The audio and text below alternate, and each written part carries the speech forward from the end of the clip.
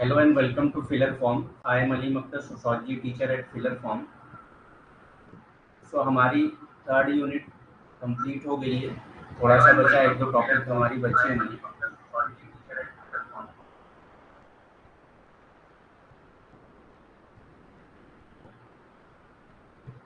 एक दो टॉपिक बची हैं जो हम अभी कंप्लीट कर लेंगे और आज हम चौथी यूनिट यानी कि अपना जो रूरल अर्बन डेवलपमेंट का टॉपिक है वो हम शुरू करेंगे आज। So let's wait for 2 minutes. 2 minute हम लोग वेट करते हैं, सारे लोग आ जाएं, फिर हम लोग स्टार्ट करते हैं।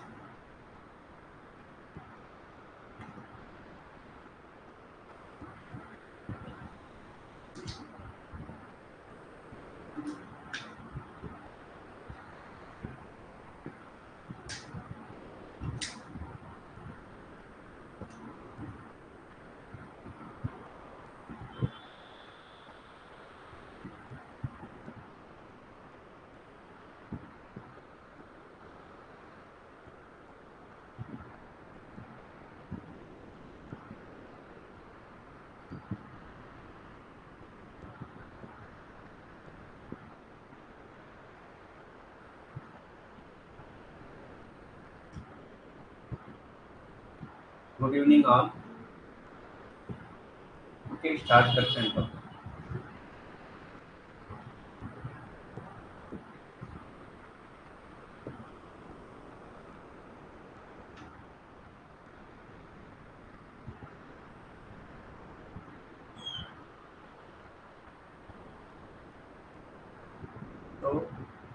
मॉडर्नाइजेशन एंड डेवलपमेंट ये टॉपिक बचा हुआ था, हम लोग करते हैं इसको।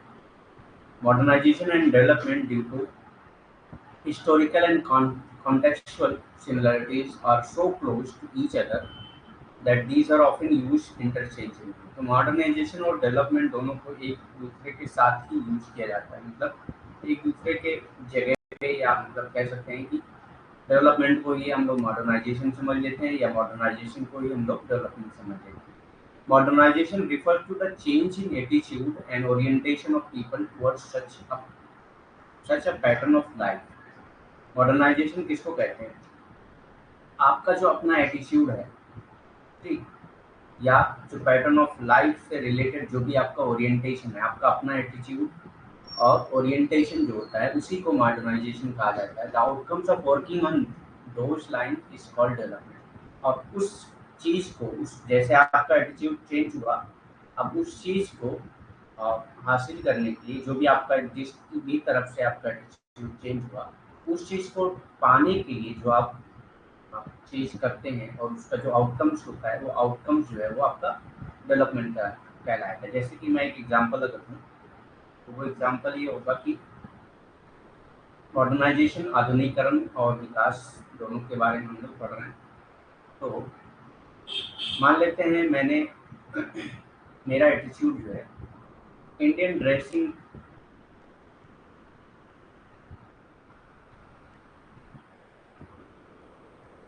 सेंस नहीं लेते हैं, हम लोग कुछ और लेते हैं।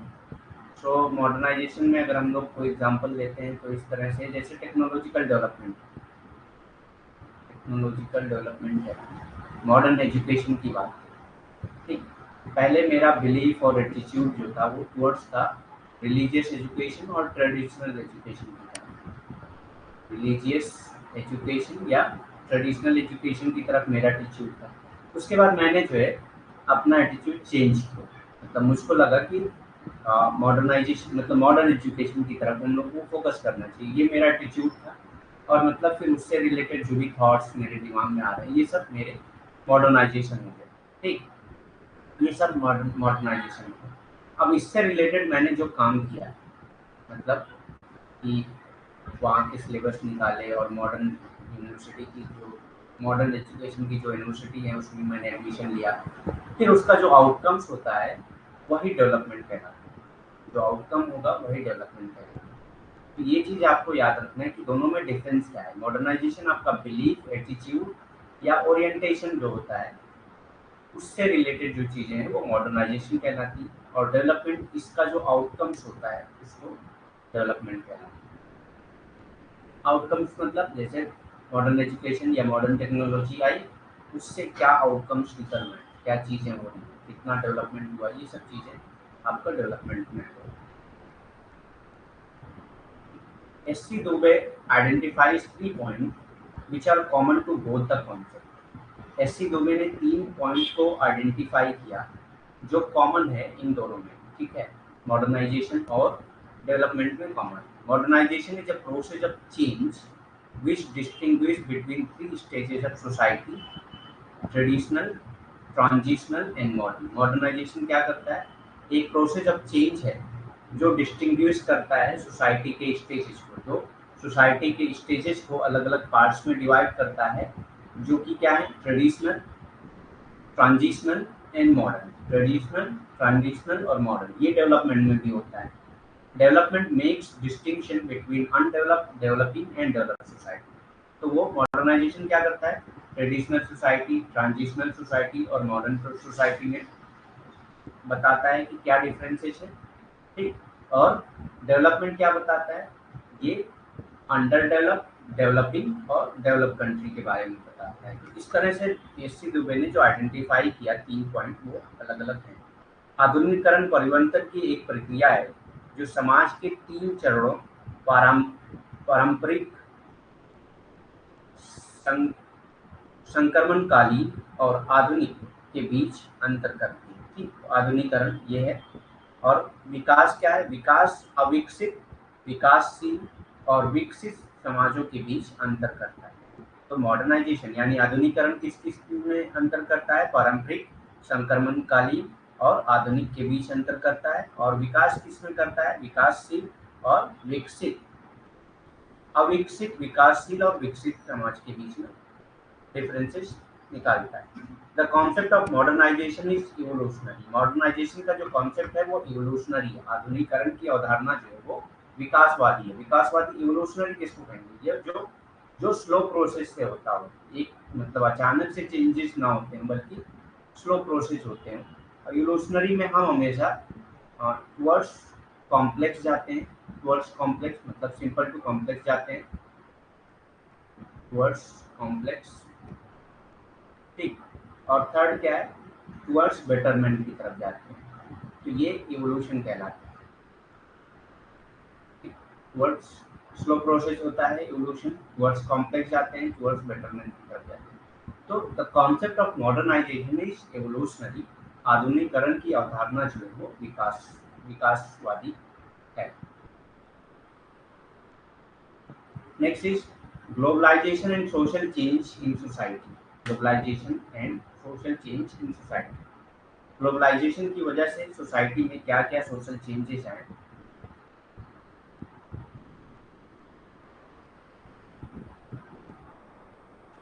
मॉडर्नाइजेशन को डिफाइन करें, मैंने डिफिनेशन दिया है। तो मॉडर्नाइजेशन की डिफिनेशन आपसे नहीं पूछेगा, लेकिन फिर भी मैंने दे दिया इसलिए। Modernisation refers to the change in attitude and orientation of people towards such a pattern of life. The outcomes of working on those lines is called development। तो मॉडर्नाइजेशन आपका यहाँ पे हो गया कि आपका जो एटीट्यूड है या ओरिएंटेशन है किसी भी पैटर्न ऑफ लाइफ के थ्रू, तो वो टुवर्ड्स कंप्लेंट नहीं है, टुवर्ड्स कॉम्प्लेक्स है।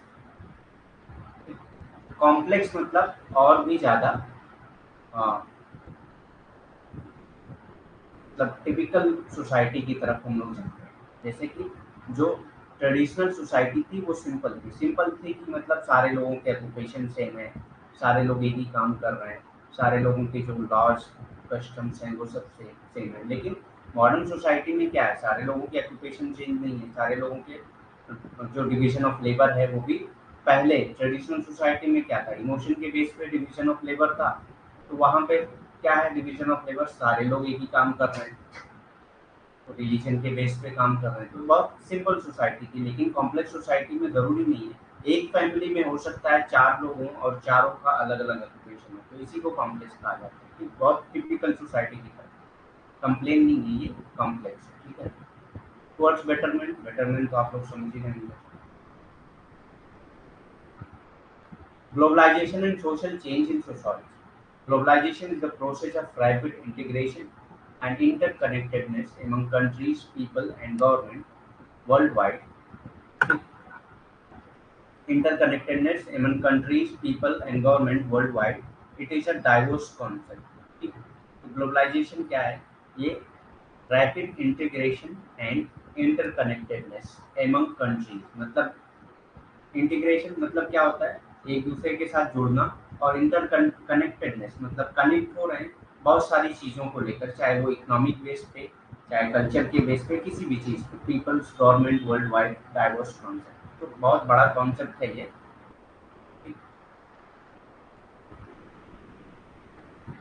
हाँ, लिविंग स्टैंडर्ड भी आएगा मॉडर्नाइजेशन में। लिविंग स्टैंडर्ड आएगा मॉडर्नाइजेशन में।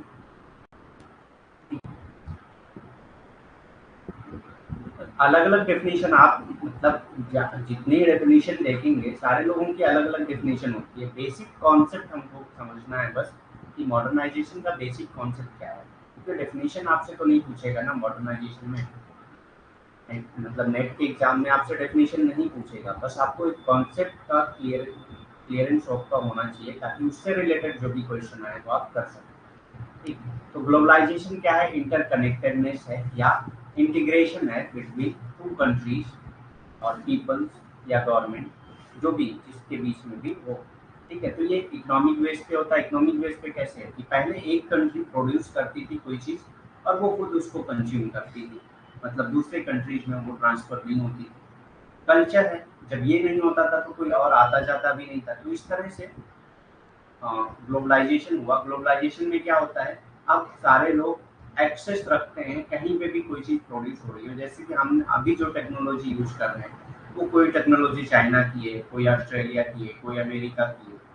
तो ये सब चीज़ें जो है, और बहुत सारी इंडियन टेक्नोलॉजी होती है जो बाहर यूज होती है।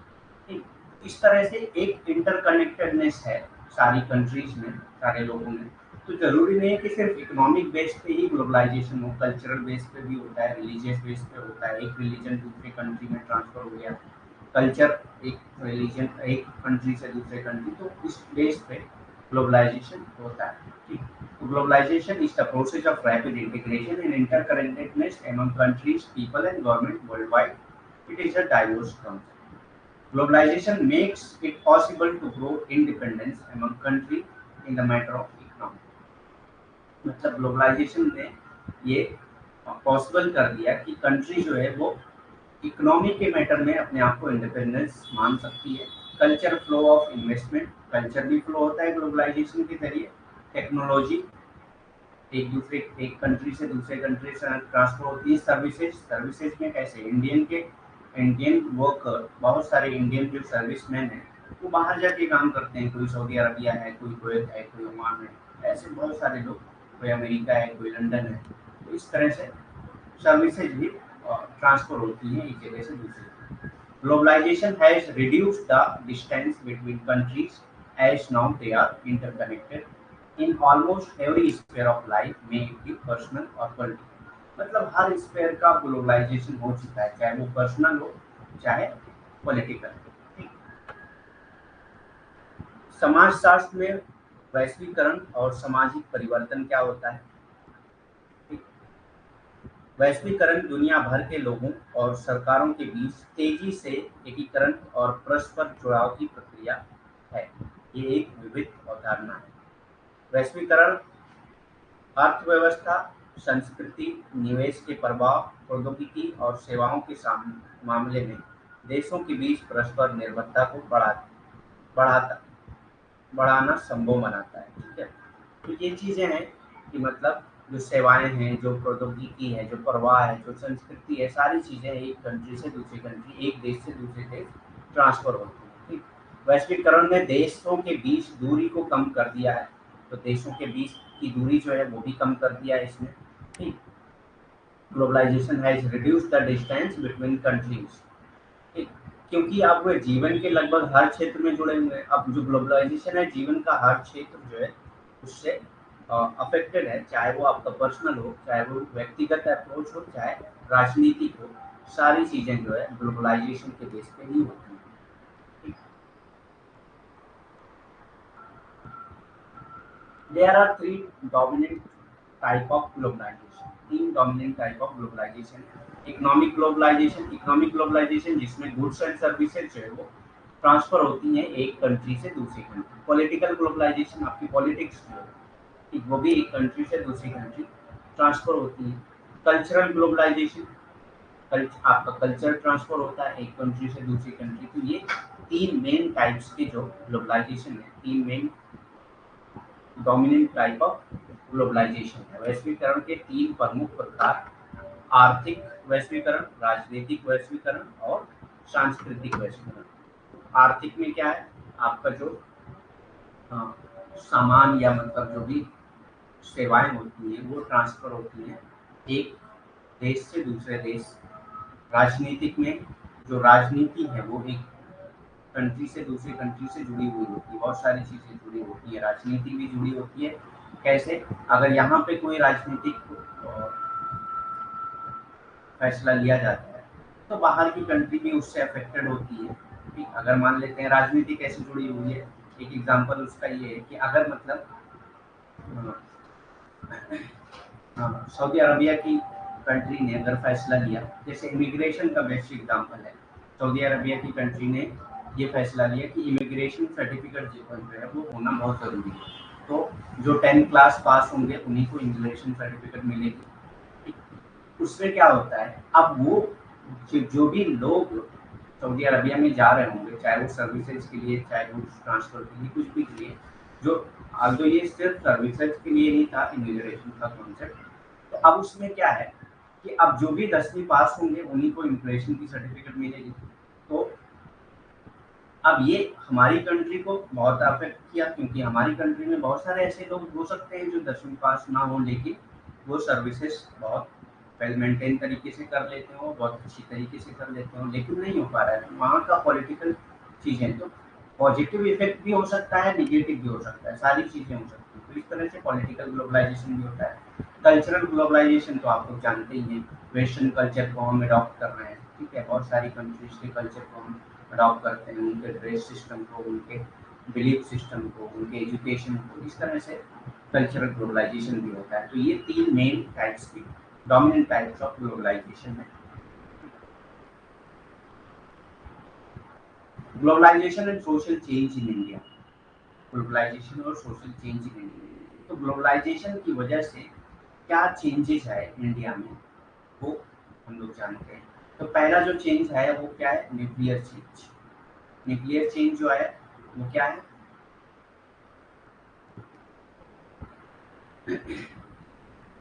न्यूक्लियर फैमिलीज में जो चेंजेस है. न्यूक्लियर फैमिली क्या है, एकल परिवार. एकल परिवार जिसको कहते हैं वो न्यूक्लियर फैमिली. तो न्यूक्लियर फैमिली यानी एकल परिवार में क्या चेंजेस है, पहले जॉइंट फैमिली हुआ करती थी इंडिया में, जॉइंट फैमिली हुआ करती थी, लेकिन ग्लोबलाइजेशन की वजह से न्यूक्लियर फैमिली हो गई. क्योंकि जॉइंट फैमिली में क्या था, सारे लोगों का ऑक्यूपेशन सेम था, तो सब लोग इंटरडिपेंडेंट थे, कोई एक दूसरे से अलग नहीं हो सकता. ठीक, एक ही खेत में सारे लोग काम कर रहे हैं, तो अब एक अगर छोड़ के जाएगा तो दूसरा उससे अफेक्टेड होगा. इस तरह से जॉइंट फैमिली हुआ करती थी. एक फाउंडेशन थी कि आप जॉइंट फैमिली में ही रहेंगे तभी आप सर्वाइव कर सकते हैं. लेकिन अब जो है ग्लोबलाइजेशन की वजह से इंडस्ट्रियलाइजेशन आया, अर्बनाइजेशन हुआ, तो इस तरह से लोग मूव करना शुरू कर दिए अपने जॉइंट फैमिली को छोड़कर. तो न्यूक्लियर फैमिली यानी कि एकल परिवार का जन्म हुआ. और फिर ये ग्लोबलाइजेशन का एक इफेक्ट है जिसकी वजह से न्यूक्लियर फैमिली का डेवलपमेंट. Privatisation of education. अब पहले जो रिलीजियस एजुकेशन थे उसको प्राइवेटाइज करना, तो मतलब जो भी रिलीजियस लीडर हुआ करते थे या जो ट्रेडिशनल हमारा जो एजुकेशन था उसमें प्राइवेटाइजेशन करने का कोई मतलब ही नहीं था. क्योंकि आप पहला का जो एजुकेशन था वो बेनिफिट के लिए नहीं यूज किया जाता था. आज का जो एजुकेशन है, मॉडर्न मॉडर्न एजुकेशन जो है वो हम अर्निंग के लिए पढ़ते हैं या और भी जो हमारे एक मोटिव जुड़े होते हैं उससे, उसके लिए पढ़ते हैं. ठीक है, शिक्षा में निजीकरण. ठीक, तो वो शिक्षा में निजीकरण कैसे हो रहा है, अब मॉडर्न एजुकेशन चूंकि हमको बेनिफिट चाहिए, हमको एक सर्विस के लिए कैपेबल होना है या मतलब किसी भी काम के लिए कैपेबल होना है, उससे रिलेटेड हम स्टडी करते हैं. ठीक, अब वो चीज़ें जो है प्राइवेटाइज क्यों हुई, क्योंकि जो मॉडर्न एजुकेशन थे वो बाहर से आए तो लोगों ने जिनके पास पैसे थे वो उसको गेन किए और फिर उसके बाद वे वो बेचने लगे उस नॉलेज को। अब बेचा जा रहा है तो वो प्राइवेटाइजेशन ऑफ एजुकेशन हो गया। मैकडोनलाइजेशन, मैकडोनल्ड्स खुल रहे हैं सारी जगह पे। ठीक, मैकडोनलाइजेशन मतलब आप सिर्फ मैकडोनल्ड को ही लेके मत चलिएगा। मैकडोनलाइजेशन जो है ब्रॉड कॉन्सेप्ट है फूड को लेकर, फूड चेंज जो चलती है। ठीक, मतलब कि चाइनीज फूड है, ऑस्ट्रेलियन फूड है, जो भी कहीं के भी फूड आप जो है एक्सेस कर सकते हैं अपनी कंट्री में रह के। तो इसी को कहा जाता है मैकडोनलाइजेशन।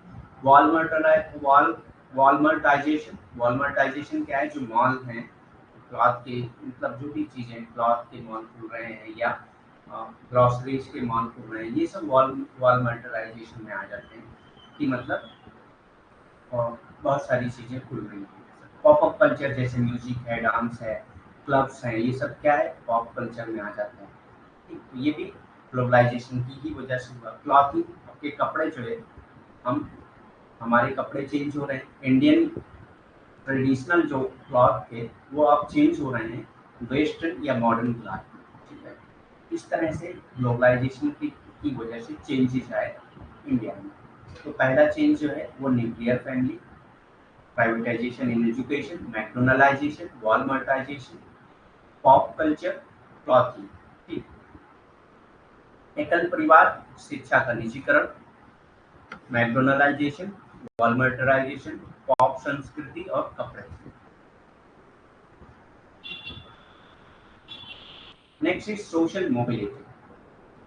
सोशल मोबिलिटी, मोबिलिटी किसको कहते हैं? गतिशीलता, सामाजिक गतिशीलता। मोबिलिटी कहते हैं एक पोजीशन से दूसरे पोजीशन पे मूव करना या एक जगह से दूसरी जगह मूव करना, इसी को मोबिलिटी कहा जाता है।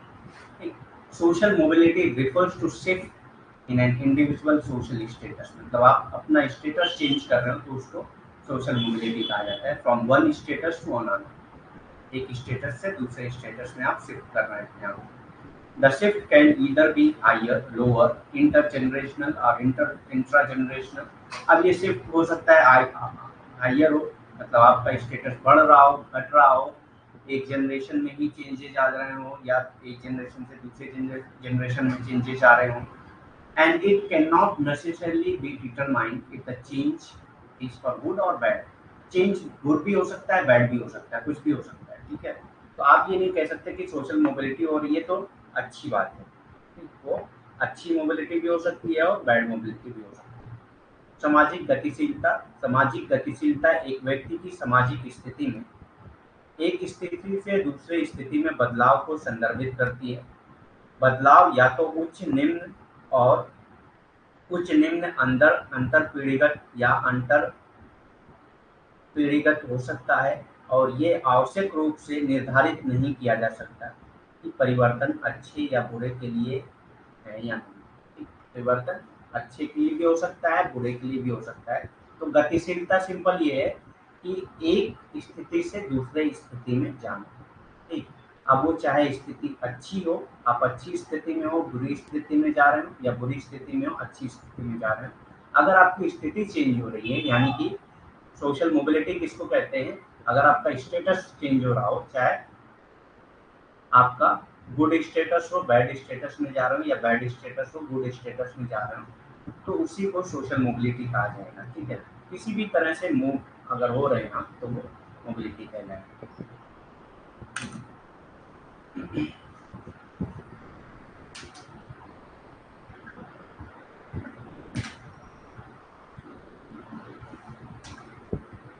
सो पेट्रिन सोरोकिन ने, जो Russian born American sociologist, origin of social mobility concept, सामाजिक गतिशीलता अवधारणा की उत्पत्ति कैसे हुई। तो सोरोकिन, पेट्रिन सोरोकिन जो है रशियन बॉर्न अमेरिकन सोशोलॉजिस्ट थे और पॉलिटिकल एक्टिविस्ट थे। इन्होंने पहली बार इंट्रोड्यूस किया था कॉन्सेप्ट ऑफ सोशल मोबिलिटी को। तो ये आपको याद रखना है कि कॉन्सेप्ट ऑफ सोशल मोबिलिटी को पहली बार किसने इंट्रोड्यूस किया था। ठीक, इन इस book social and cultural mobility, इस बुक में किया था तो सोशल एंड कल्चरल मोबिलिटी। तो आपको यहाँ पे दो चीजें मिल जा रही, एक तो उनकी बुक के नाम भी मिल जा रहे हैं अगर ये पूछता है कि बुक किसकी है। ठीक, तो social and cultural mobility.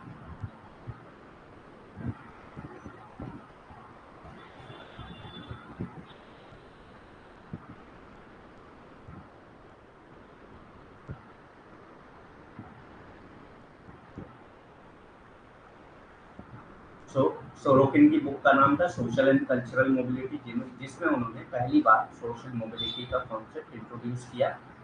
He state that there is no society that is completely open. उन्होंने कहा कि कोई भी समाज ऐसा नहीं है जो पूरी तरीके से खुला हुआ हो। खुला हुआ हो मतलब such as the class system, ठीक। तो मतलब खुला हुआ हो मतलब मोबिलिटी पॉसिबल हो। ओपन मतलब मोबिलिटी जिसमें पॉसिबल हो, यानी गतिशीलता जिसमें संभव हो, उसको खुला हुआ कहते हैं। And no society that is completely close. और कोई भी सोसाइटी ऐसी नहीं है जो पूरी तरीके से क्लोज है। यानी कि क्लोज किसको कहते हैं? जिसमें गतिशीलता संभव ना हो, ठीक। जिसमें गतिशीलता संभव ना हो, यानी जिसमें मोबिलिटी संभव ना हो, like caste system in India, ठीक। जैसे कि कास्ट सिस्टम। तो सोरोकिन का यही कहना है कि कोई भी सोसाइटी पूरी तरीके से ओपन नहीं होती है और कोई भी सोसाइटी पूरी तरीके से क्लोज नहीं होती। तो ये भी स्टेटमेंट आपको याद रखना है कि किसने कहा था कि कोई भी सोसाइटी पूरी तरीके से क्लोज नहीं, ओपन नहीं होती है और पूरी तरीके से क्लोज नहीं होती।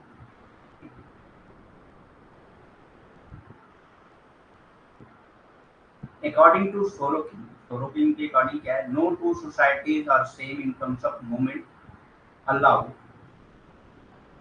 ठीक, discouraged, and that the speed of social mobility can change from one time period to the next। मतलब ये कह रहे हैं कि कोई भी सोसाइटी जो है वो एक जैसी नहीं होती है। No two society are the same in terms of movement, मतलब कैसे मूवमेंट हो रहा है और उस मूवमेंट को कैसे डिस्करेज किया जा रहा है। डिस्करेज मतलब रोका जाना, ठीक।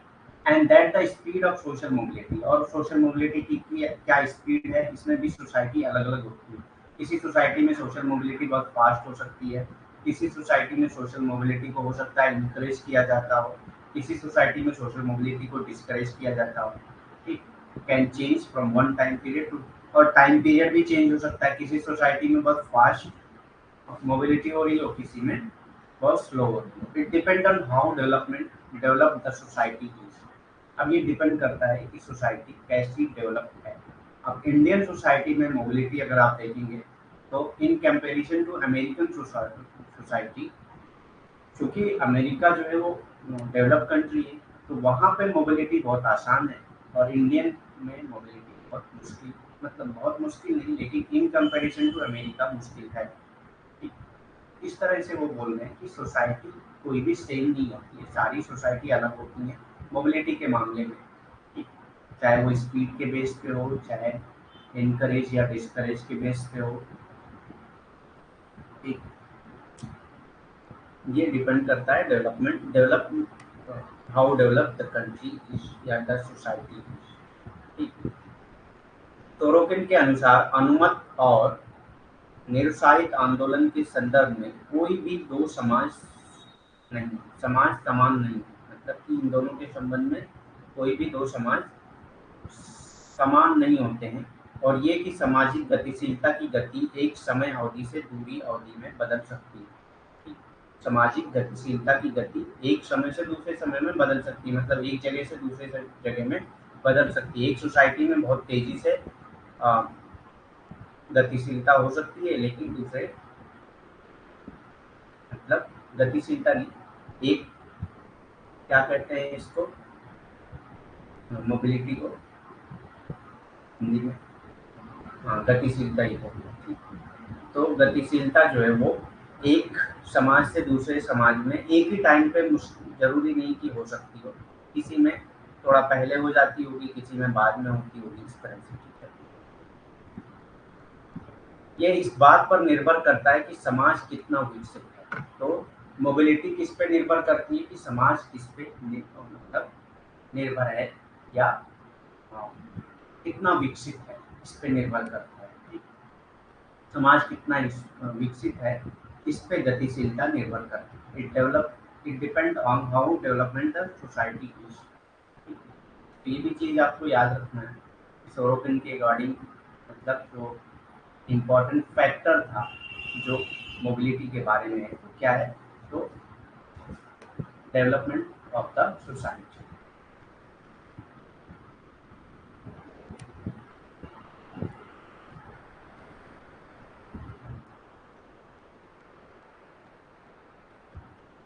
Such a societal shift can happen over time as individuals move from one position to another position due to various social interaction. मतलब कि एक आदमी जो है वो एक पोजीशन से दूसरी पोजीशन पे मूव कर रहा है किसी भी वेरियस सोशल इंटरेक्शन की वजह से, एक दूसरे के साथ इंटरेक्शन की वजह से हो सकता है मूव कर रहा हो। Mobility more or less provide people with benefit as they are motivated by different factors in society and work to reach new roles that offer them a better standard of living and greater rewards। मतलब कि mobility जो है वो मोर और less, मतलब हमेशा नहीं लेकिन ज़्यादातर टाइम पे जो ये बेटरमेंट की तरफ आपको ले जाती है। कोई आदमी अगर उससे मूव करना चाह रहा है तो वो बेटरमेंट की ही तरफ तो मूव करेगा, कभी वो बैड की तरफ नहीं मूव करेगा। लेकिन कभी कभी ऐसी कंडीशन भी आ जाती है जिसमें आपको बैड की तरफ भी मूव करना होता है। क्यों? जैसे मान लिया आपके पास अचानक जो है आप बैंकक्रप्ट हो गए और आपके पास पैसे ही नहीं बचे, तो आपकी अभी कंडीशन हो गई कि आप जो है बैड पोजीशन में चले जाएंगे। बैड पोजीशन में मतलब आपके पास खाने को पैसे नहीं है, कहीं आने जाने के लिए पैसे नहीं है, तो ये सब चीज़ें क्या है, बैड कंडीशन में चले जाती है। लेकिन अगर विलिंग है, अगर वो चाह के भी मतलब मूव कर रहा है, अपनी चाहत से मूव कर रहा है, तो वो बेटरमेंट की तरफ ही मूव करेगा। ठीक, people complete and cooperate with other in society to move up the social mobility line. मतलब पीपल एक दूसरे को कोऑपरेट करते हैं ताकि आप मूव कर सकें सोसाइटी में और अपनी जो स्टेटस है उसको बढ़ा सकें। ठीक? पैसा सामाजिक बदलाव ऐसा सामाजिक बदलाव समय के साथ हो सकता है क्योंकि विभिन्न सामाजिक क्रियाओं के कारण व्यक्ति एक स्थिति से दूसरी स्थिति में जाते हैं। ठीक? कुछ काम की वजह से, कुछ क्रिया की वजह से एक व्यक्ति जो है एक स्थिति से दूसरी स्थिति में जाता है। गतिशीलता अधिक या कम लोगों को लाभ प्रदान करती है। मतलब गतिशीलता, हाँ पीवाईक्यू से क्वेश्चन आते हैं, पीवाईक्यू से क्वेश्चन आते हैं और दूसरे पीवाईक्यू से भी क्वेश्चन आते नहीं है, ये मान लीजिए। क्योंकि उसकी वजह क्या होती है कि जब आप पीवाईक्यू करते हैं तो उससे बहुत सारे कॉन्सेप्ट क्लियर भी तो होते हैं। जैसे अगर आपने पीवाईक्यू दिया और उसमें दे दिया कि मतलब कोई भी चीज़ मतलब दे देता है, जैसे मान लिया ब्यूरोक्रेसी दे दिया, ब्यूरोक्रेसी का कॉन्सेप्ट किसका है, अब आपने ऑप्शन में देख लिया कि वेबर का है, तो अब एक चीज आपको याद हो गई। अब हो सकता है कि वर्ड चेंज कर दे अगले क्वेश्चन में, आप जब पेपर दे रहे हो उस टाइम वर्ड चेंज कर दे उसी क्वेश्चन में कि वेबर ने कौन सा कॉन्सेप्ट दिया था, इनमें से कौन सा कॉन्सेप्ट दिया था और उसमें ब्यूरोक्रेसी आ जाए। तो इस तरह से पीवाईक्यू करने से बहुत सारी चीजें आपकी क्लियर होती हैं। हम लोग भी करेंगे पीवाईक्यू, एक बार सिलेबस खत्म हो जाए उसके बाद हम लोग पीवाईक्यू भी करेंगे, मॉक टेस्ट, पीवाईक्यू और ये सब चीज़ें, यूनिट वाइज टेस्ट, ये सब चीज़ें करेंगे हम लोग। तो हम लोग कहाँ थे, ऐसा सामाजिक बदलाव समय के साथ हो सकता है क्योंकि विभिन्न सामाजिक अंतरक्रिया के कारण व्यक्ति एक स्थिति से दूसरी स्थिति में जाते हैं। गतिशीलता अधिक या कम लोगों को लाभ प्रदान करते हैं, मतलब ये कुछ न कुछ लाभ ही प्रदान करता है आपको। ठीक है, क्योंकि वे समाज में भिन्न कारकों से प्रेरित होते हैं और नई भूमिका तक पहुंचने के लिए काम करते हैं। क्योंकि हमेशा आदमी खुद अपनी इच्छा से ही मूव करना चाह रहा है, तो इसीलिए कुछ ना कुछ लाभ हो सकता है, लेकिन किसी वजह से भी नुकसान भी, तो मतलब बैड कंडीशन यानी बुरी बुरी कंडीशन में भी जा सकता है। ठीक है, सामाजिक गतिशीलता सीढ़ी को आगे बढ़ाने के लिए लोग समाज में दूसरों दूसरों के साथ प्रतिस्पर्धा पर्दा और सहयोग करते हैं, मतलब लोग सहयोग करते हैं आपको मूव करने के लिए। ठीक है,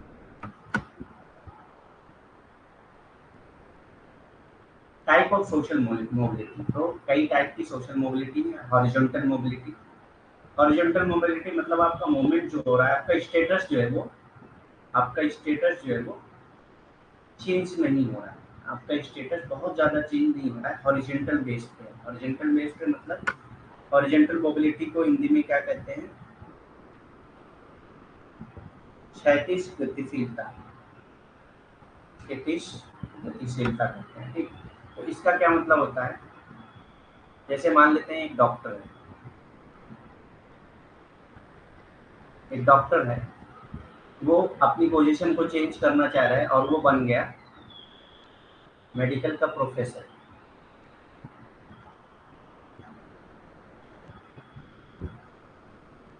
मेडिकल कॉलेज का प्रोफेसर बन गया।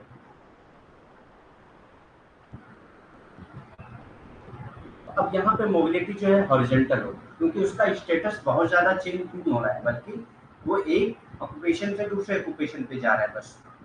ठीक, जब वो डॉक्टर था तब भी वो प्रोफेशनल था, और अब वो प्रोफेसर हो गया तो प्रोफेशनल है ही है। ठीक, तो ये हॉरिजॉन्टल मोबिलिटी होती है। वर्टिकल मोबिलिटी यानी कि कार्य क्षेत्र गतिशीलता। कार्य क्षेत्र गतिशीलता किसको कहेंगे, या वर्टिकल मोबिलिटी किसको कहते हैं? तो वर्टिकल मोबिलिटी क्या है?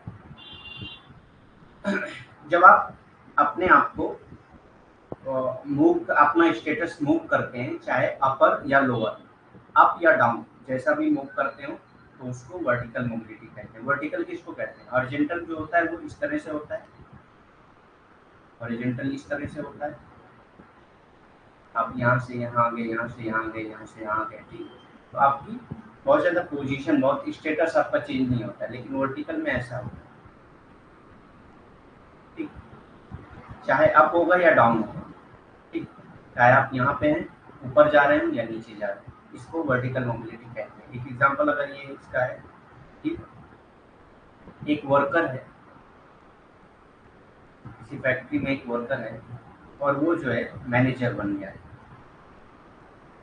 तो ये वर्टिकल मोबिलिटी है। कोई मैनेजर है, वो किसी कंडीशन की वजह से वो वर्कर बन गया, मान लिया उसकी कंपनी डूब गई, और फिर वो दूसरी कंपनी में जाकर वर्कर बन गया। ठीक, इस तरह से वर्टिकल मोबिलिटी होती है। तो वर्टिकल मोबिलिटी आपको याद रखना है कि ये अप और डाउन दोनों हो सकती है। कभी भी मतलब ये बच्चे कंफ्यूज में रहते हैं इस बात के, जो भी स्टूडेंट है वो इस बात के कंफ्यूजन में रहते हैं कि वर्टिकल मोबिलिटी जो है वो सिर्फ अपवर्ड होती है। तो ये सिर्फ अपवर्ड नहीं होती है, ये डाउनवर्ड और अपवर्ड दोनों हो सकती है वर्टिकल मोबिलिटी।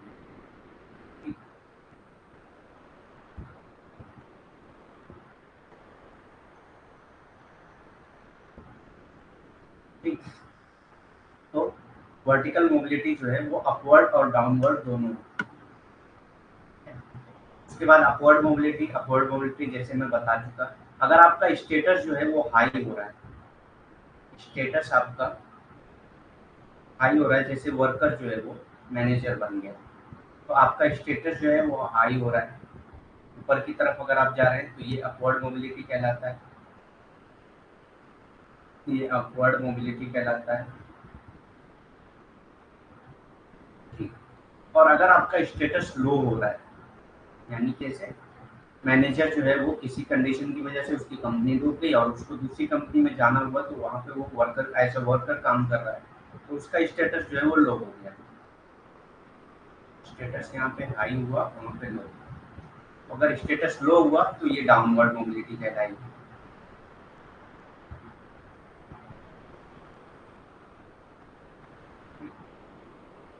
मोबिलिटी, और दोनों मिलाकर क्या कहलाएगी? Vertical mobility.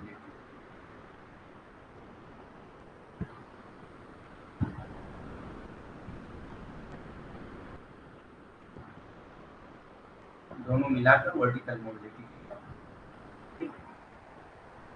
Intergenerational mobility. Intergenerational mobility मतलब एक ही जनरेशन में चेंज आ रहा है। एक ही जनरेशन में चेंज आ रहा है मतलब कि एक भाई जो है वो लेबर था किसी भी कंपनी में, या मतलब कहीं पे भी मैनुअल लेबर मान लेते हैं कि एक भाई जो है वो मैनुअल लेबर है, दूसरा भाई जो है वो किसी यूनिवर्सिटी का प्रोफेसर हो गया, या एक भाई जो है वो रिक्शा पुलर है, दूसरा जो है आईएएस ऑफिसर हो गया। तो इस तरह के बहुत सारे किस्से हम लोगों को सुनाई देते हैं। तो ये क्या है? ये एक तरह का इंटर जनरेशन मोबिलिटी। ठीक, एक ही जनरेशन में चेंजेस आ रहे हैं, ठीक? एक ही जनरेशन में मोबिलिटी हो रही है, इसको इंटर जनरेशनल मोबिलिटी कहा जाता है। इंट्रा जनरेशनल मोबिलिटी क्या होगी?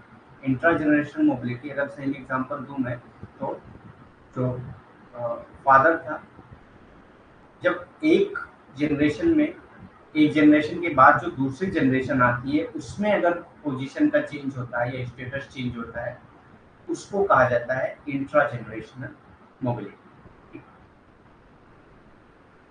फादर है वो मैनुअल लेबर है,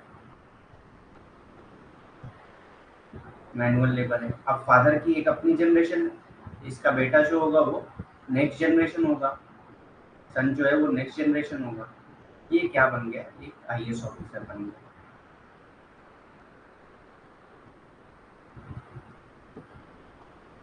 ठीक। अब ये इसको क्या कहा जाएगा, intra generational mobility. Inter generation sibling में चेंजेस आ रहे हैं, सिबलिंग मतलब भाई बहन में, एक भाई जो है वो मैनुअल लेबर है, दूसरा आईएएस ऑफिसर है, और एक बहन है जो मतलब किसी कंपनी की एचआर है या कुछ भी है, जो भी हो सकता है। ठीक, तो उसको इंटर जनरेशनल मोबिलिटी कहा जाएगा। और अगर एक जनरेशन से दूसरी जनरेशन में चेंजेस आ रहे हैं, जैसे फादर जो है वो मैनुअल लेबर है और सन जो है वो आईएएस ऑफिसर बन गया, तो इसको कहते हैं इंट्रा जनरेशनल मोबिलिटी। दोनों मिलाकर मतलब सृष्टि वर्टिकल और अपवर्ड मोबिलिटी, दोनों मिलाकर अगर मोबिलिटी अपवर्ड या डाउनवर्ड, चाहे मोबिलिटी अपवर्ड हो रही हो चाहे मोबिलिटी डाउनवर्ड हो रही हो, अगर ये पूछा जाए कि मोबिलिटी जो है अपवर्ड हो रही है और डाउनवर्ड हो रही है, तो ये किस टाइप की मोबिलिटी होगी, तो ये वर्टिकल मोबिलिटी होगी। ठीक, इसको इसीलिए मैंने कहा कि दोनों मिलाकर वर्टिकल मोबिलिटी। ठीक, अपवर्ड डाउनवर्ड कुछ भी हो रही हो, तो वो अगर ये पूछता है कि कोई आदमी जो है वो उसकी जो मोबिलिटी हो रही है वो अपवर्ड हो रही है या डाउनवर्ड हो रही है, तो ये किस टाइप की मोबिलिटी होगी, तो ये वर्टिकल होगी, क्योंकि हमको पता है कि वर्टिकल में अप या डाउन होता है। ठीक,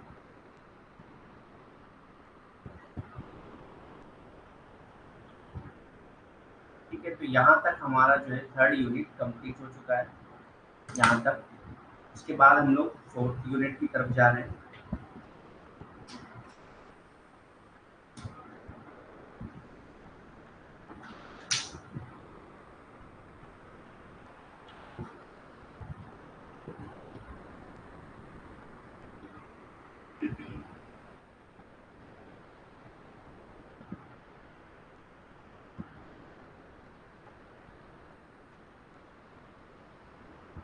फोर्थ यूनिट क्या है आपका, rural and urban transformation. Although rural और अर्बन ट्रांसफॉर्मेशन जो है ये एक कॉन्सेप्ट नहीं है, रूरल जो है अलग है, अर्बन अलग है। रूरल और अर्बन जो है एक दूसरे से इंटरडिपेंडेंट नहीं है, एक दूसरे से इंटरडिपेंडेंट नहीं है, बल्कि दोनों अलग अलग कॉन्सेप्ट है। रूरल ट्रांसफॉर्मेशन अलग तरीके से हुआ, अर्बन ट्रांसफॉर्मेशन अलग तरीके से हुआ, तो हम लोगों को दोनों पढ़ना है। दो सब यूनिट दी हुई है, एक में रूरल ट्रांसफॉर्मेशन है और दूसरे में अर्बन ट्रांसफॉर्मेशन है। तो हम लोग पहले रूरल ट्रांसफॉर्मेशन पढ़ेंगे।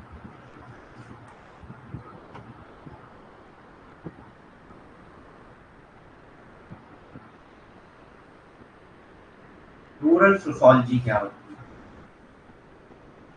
सबसे पहले हम लोग को ये समझना है कि रूरल सोशोलॉजी क्या होती है।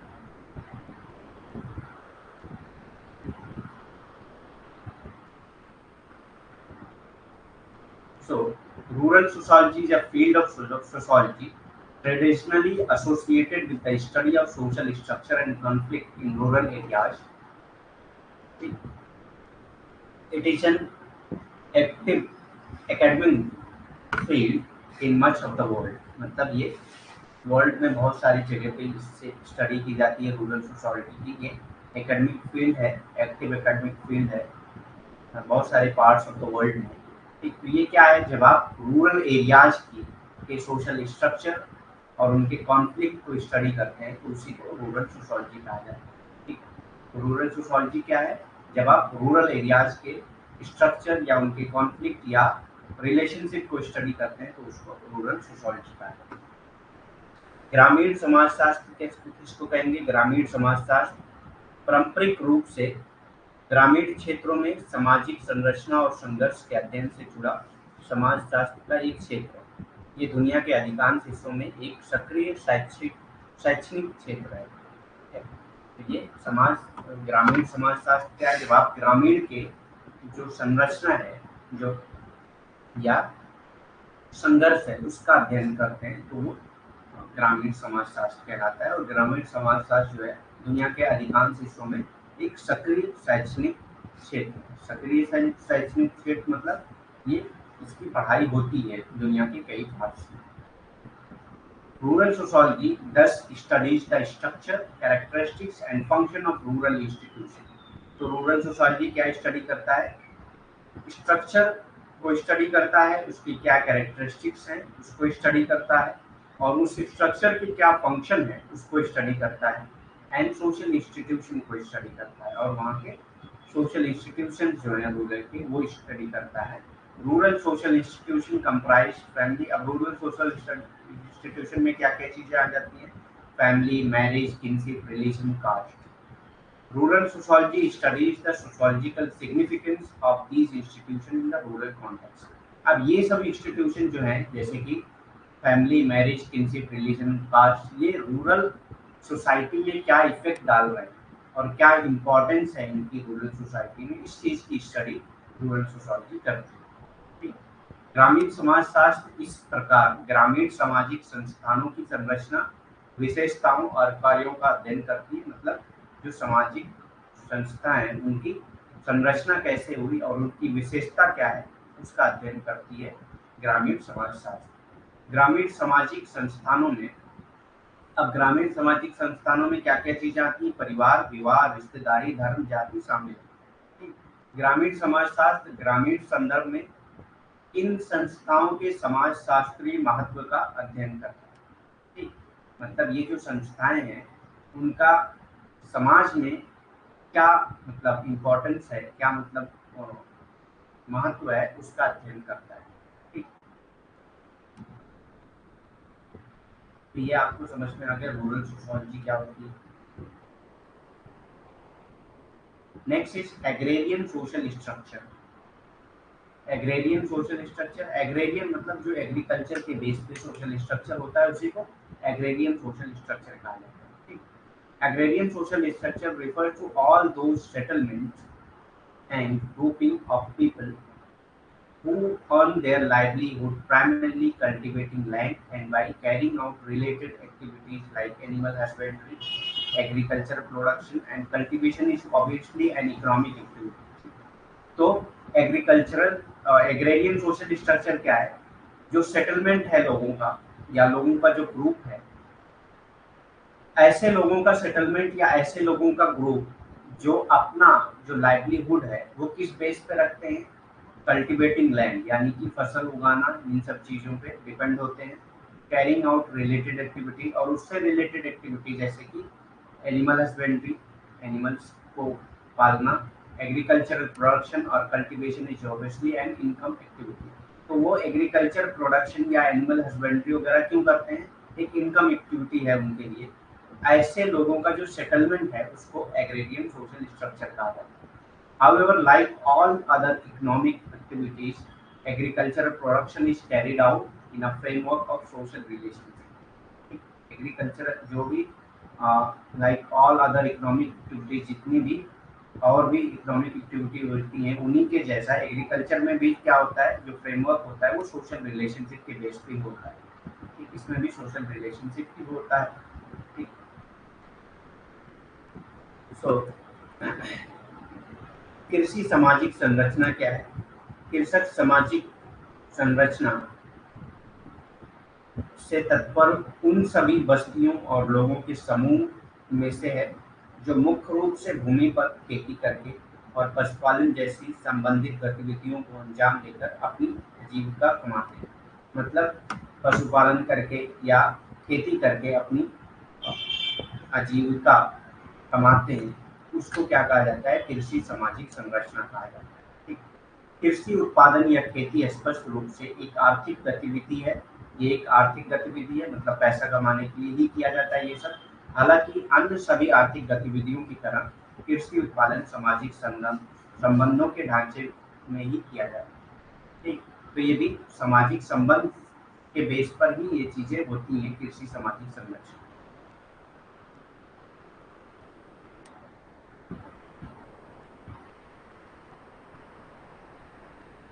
All the interaction are carried out in an institutional setup। तो जो भी एग्रेरियन सोशल स्ट्रक्चर में जो भी इंटरेक्शन होते हैं एक दूसरे से, जो इंटरेक्शन होते हैं वो भी एक इंस्टीट्यूशनल सेटअप के बेस पे ही होते हैं। सभी बातचीत एक संस्थागत सेट अप में की जाती है, मतलब संस्था में ही की जाती है। सारी चीजें सेट होती है कि कौन किससे मिलेगा, कौन किससे इंटरेक्शन रख सकता है, कौन किससे बात कर सकता है, ये सब सारी चीजें एग्रेरियन सोशल स्ट्रक्चर में सेट होती है। The most important aspect of social or institutional framework of agriculture are the pattern of land ownership and the nature of relationship among those who own or possess land and those who cultivate the land. मतलब सबसे important जो चीज़ है वो ये है कि किसके पास land है और किसके पास नहीं है, कौन जो है लैंड को ओन करता है और कौन उसको कल्टीवेट करता है। ठीक, इन दोनों के बीच में क्या रिलेशनशिप है, ये सबसे इम्पोर्टेंट एस्पेक्ट होता है एग्रेरियन सोशल स्ट्रक्चर। ठीक,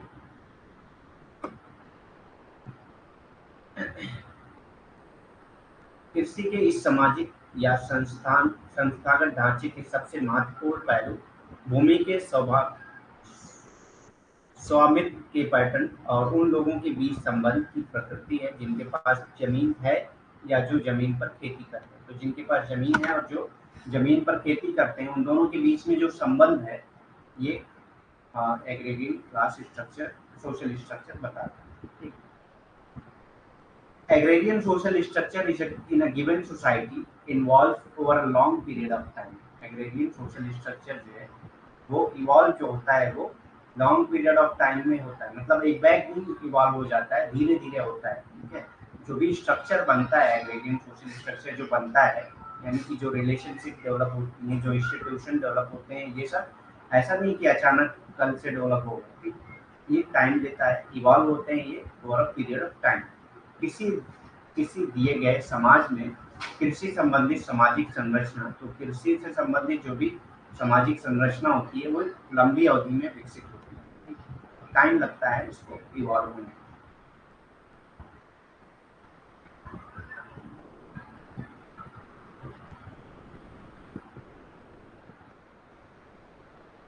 Next is the traditional Indian rural communities and the agrarian social structure were organized within the framework जजमानी system।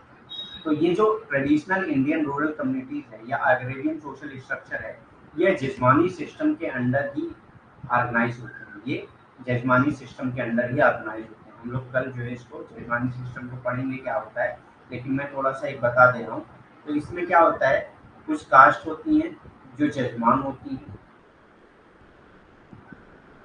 और कुछ होती हैं जो कॉमन होती हैं। जजमान क्या होते हैं, जिनके पास ओनरशिप होती है, जिनके पास सारी वेल्थ होती है, ओनर होते हैं जो।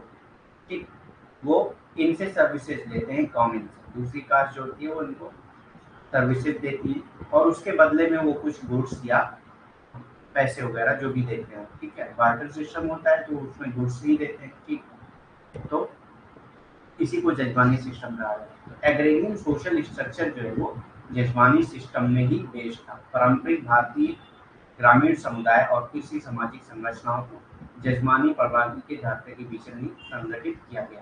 ठीक, तो ये बेस्ड होते हैं किस पे, जजमानी system.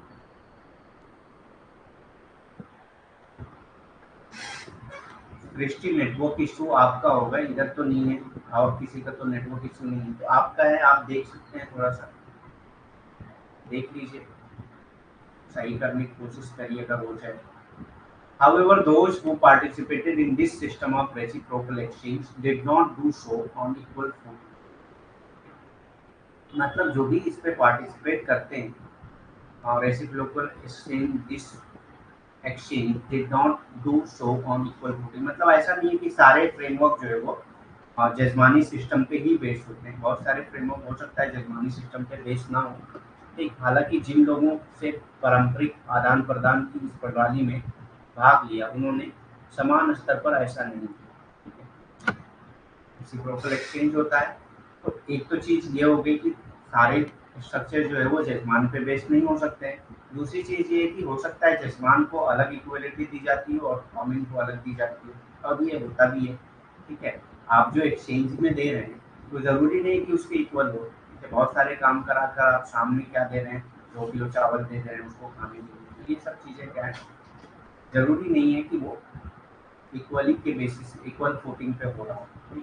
Over the year the jajmani system has disintegrated and rural society has experience profound change in its social structure.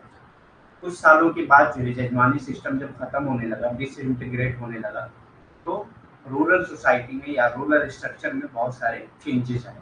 ठीक, पिछले कुछ वर्षों में जजमानी व्यवस्था बिखर गई है और ग्रामीण समाज ने अपने सामाजिक संरचना में गहरा परिवर्तन अनुभव किया। तो जजमानी व्यवस्था के बिखर जाने की वजह से समाज में बहुत सारे परिवर्तन आए, जिसको ग्रामीण समाज को अनुभव कर रहा है। ठीक,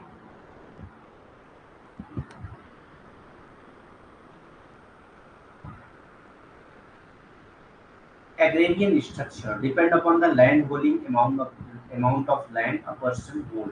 तो एग्रेरियन स्ट्रक्चर जो है वो किस पे डिपेंड करता है? लैंड होल्डिंग पे डिपेंड करता है। कितना किसके पास लैंड है ये डिपेंड करता है एग्रेरियन स्ट्रक्चर। एक व्यक्ति के पास जोत की भूमि की मात्रा पर निर्भर करता है। तो कृषि संरचना जो है एक व्यक्ति के पास ज्योति की भूमि की मात्रा पर निर्भर करता है। ठीक, there is equal distribution of land. Some people have lots of land. There is unequal distribution of land. Some people have lots of land and some people don't have any।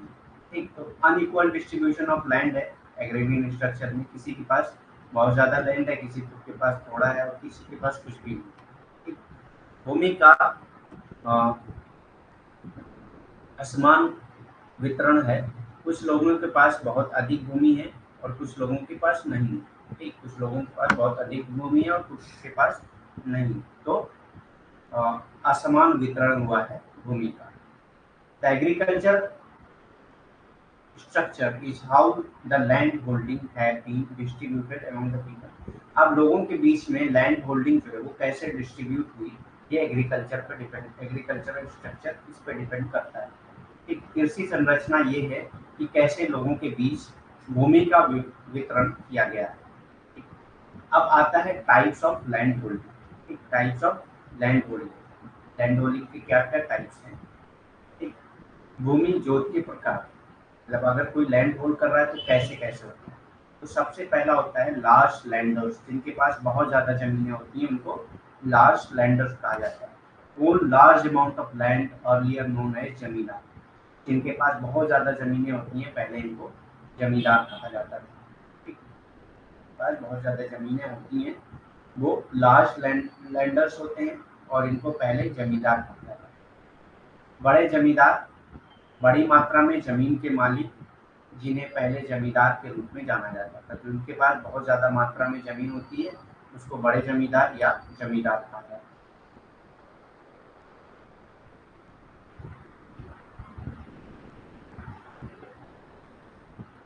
Medium land owners, उसके बाद आते हैं medium land owner, small land owners. Medium land owners या small land owners have small amount of land and can make a profit. जिनके पास कम amount में land होता है लेकिन उस लैंड से उनको प्रॉफिट होता है, मतलब उससे कुछ ना कुछ वो नफा कमाते रहते हैं।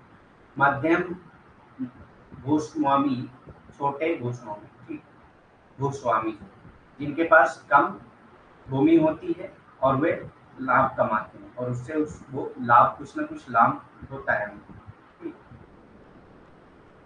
Marginal land owners these along with small family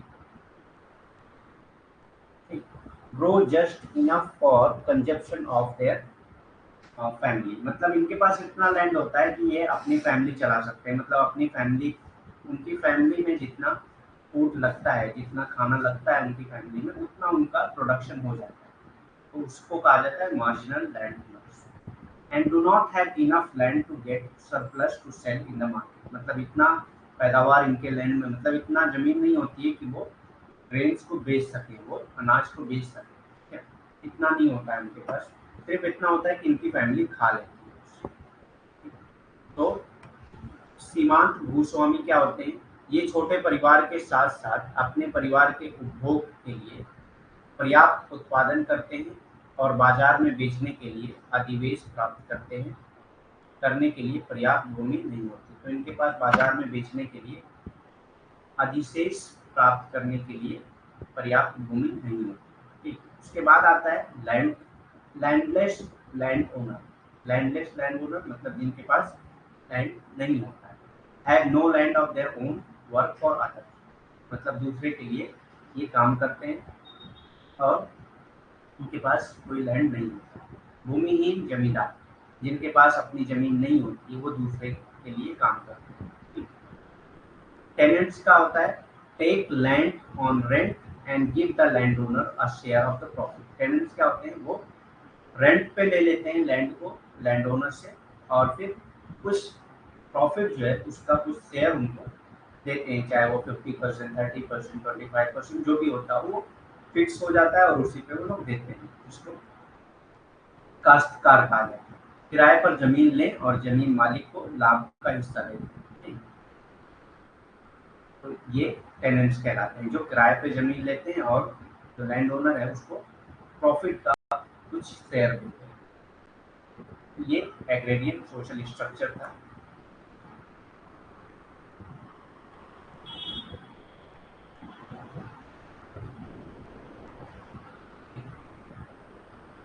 agrarian class structure. Concept of agrarian class structure refers to the type of class structure that prevail in agrarian society। मतलब किस तरह के क्लास स्ट्रक्चर होते हैं, जैसे हमने अभी पढ़ा तो वो क्या है, क्लास स्ट्रक्चर है। टेनेंट्स कौन है, मार्जिनल लैंड ओनर्स कौन है, लैंडलेस लैंड ओनर कौन है, ये सब क्या हो गया आपका एग्रेरियन क्लास स्ट्रक्चर। वही क्लास है, वही सोशल स्ट्रक्चर है। ठीक है, तो ये scholars such as S. Bhargava, Dr. Gadgil, and others have stated in their studies that agrarian classes did not exist in pre-independent India। तो इनका कहना है कि जो एग्रेरियन क्लास है वो प्री इंडिपेंडेंट इंडिया में नहीं, प्री इंडिपेंडेंट इंडिया में एग्रेरियन क्लासेस नहीं। The agrarian social structure consists of agrarian classes। agrarian social structure में agrarian classes आती हैं which represent different social group in rural India। जो रूरल इंडिया में अलग अलग ग्रुप को बताती है। ग्रुप कैसा है, जिसके पास लैंड है वो लैंड ओनर है, जो किराएदार है वो टेनेंट है, जो मतलब नहीं है, जिनके पास लैंड नहीं है वो वर्कर है। तो इस तरह से क्लास भी बताता है रूरल इंडिया में एग्रेरियन क्लास स्ट्रक्चर। कृषि वर्ग संरचना की अवधारणा उस वर्ग संरचना के प्रकार का संदर्भित करती है जो एक कृषि समाज या व्यवस्था में प्रचलित है। विद्वान जैसे M Bhargava, D R Gadgil और अन्य ने अपने अध्ययन में कहा है कि स्वतंत्रता पूर्व भारत में कृषि वर्ग मौजूद है। तो स्वतंत्रता के पहले भारत में कृषि वर्ग नहीं था। कृषि सामाजिक संरचना में कृषि वर्ग शामिल है। तो कृषि सामाजिक संरचना में कृषि वर्ग ही शामिल है जो ग्रामीण भारत में विभिन्न सामाजिक समूहों का प्रतिनिधित्व करते हैं। जो ग्रामीण भारत में अलग अलग क्लास बनाते हैं, अलग अलग कैटेगरी बनाते हैं, उसको प्रतिनिधित्व करते हैं। तो ये भारत में कृषि वर्ग संरचना बताया गया है। क्या होता है agrarian class structure in India. तो इनमें सबसे जो इम्पोर्टेंट थिंकर्स आते हैं वो डैनियल थॉर्नर आते हैं। आगे हम लोग पढ़ेंगे डैनियल थॉर्नर ने क्या होता है इसके बारे में।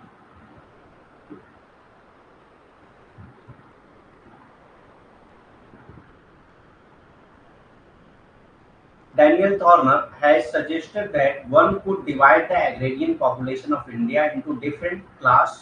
तो आप जो है agrarian population को different class में divide कर सकते हैं, ये डैनियल थॉर्नर ने कहा था। ठीक, by taking तीन क्राइटेरिया के बेस पे आप अलग अलग पॉपुलेशन को डिवाइड कर सकते हैं। डैनियल थॉर्नर ने सुझाव दिया है कि भारत की जनसंख्या को 3 मानदंड लेकर विभिन्न भागों में विभाजित किया जा सकता है। तो विभिन्न भागों में विभाजित किया जा सकता है। पहला है income obtain from land that is through rent, one's own, cultivation और वेजेस। तो पहला क्या कंडीशन बताया उन्होंने, मतलब 3 क्राइटेरिया पे किया जा सकता है ना।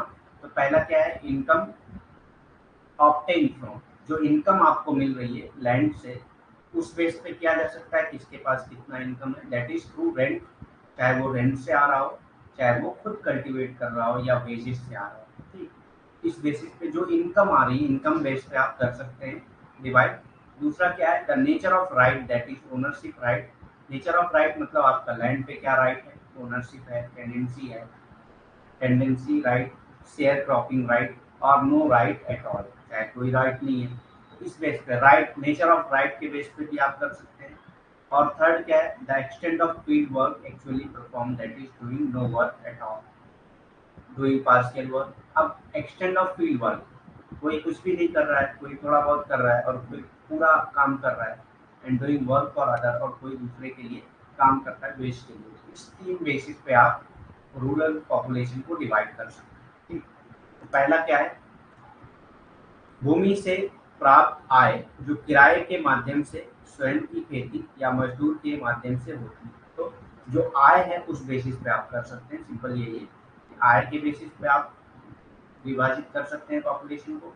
अधिकार की प्रकृति या आपके अधिकार के बेसिस पे, आप जमीन पे क्या अधिकार है उस बेसिस पे, कोई अधिकार है नहीं है, शेयर फसल वाली अधिकार है या नहीं है, इस तरह से अधिकार के बेस पे। तो आय के बेस पे, अधिकार के बेस पे। और तीसरा जो है, वास्तव में किए गए फील्ड वर्क, मतलब जो फील्ड पर काम किया जा रहा है उस पे, क्या आप थोड़ा बहुत काम करते हैं, कुछ भी काम नहीं करते, या काम मजदूरी करते हैं पैसा कमाने के लिए। इस बेस पे, इन तीनों बेस पे डैनियल थार्नर ने एग्रेरियन पॉपुलेशन को डिवाइड किया है तीन पार्ट्स में, मालिक, किसान और मजदूर।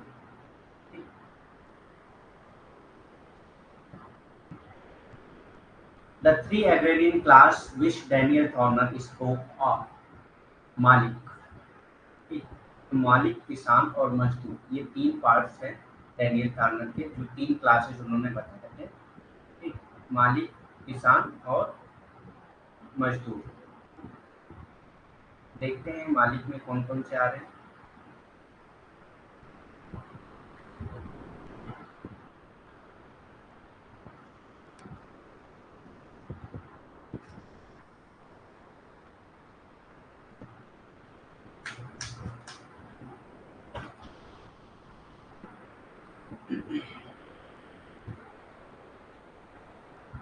सो मालिक और लैंडलॉर्ड्स, मालिक या लैंडलॉर्ड्स।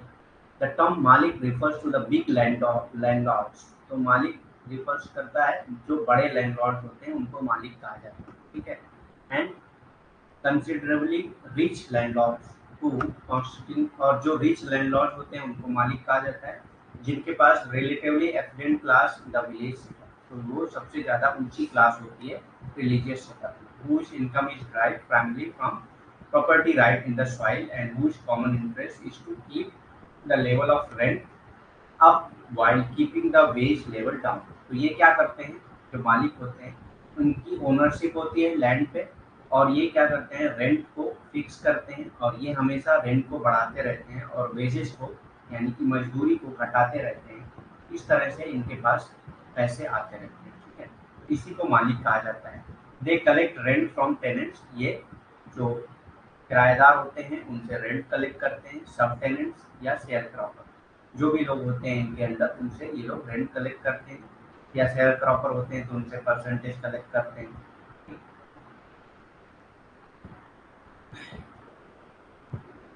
या लैंड ओनर्स जो होते हैं उनसे कलेक्ट करते हैं। तो ये सब चीज़ें मालिक करते हैं। ठीक है, तो मालिक क्या क्या है, मालिक या जमींदार। मालिक शब्द बड़े जमींदार और काफी घनी जमींदारी को संदर्भित करता है, जो गांव की स्थापना में अपेक्षाकृत समृद्ध वर्ग का गठन करते हैं।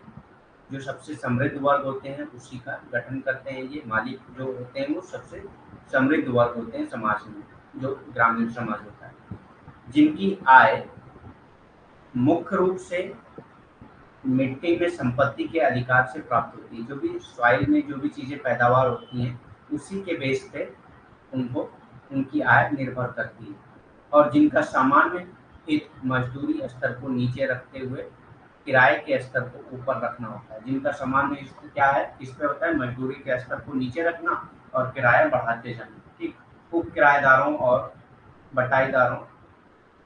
बटाईदारों से किराया वसूल करते हैं। ये किससे किराया वसूल करते हैं? जो किराएदार होते हैं या बटाईदार होते हैं उनसे ये किराया वसूल करते हैं।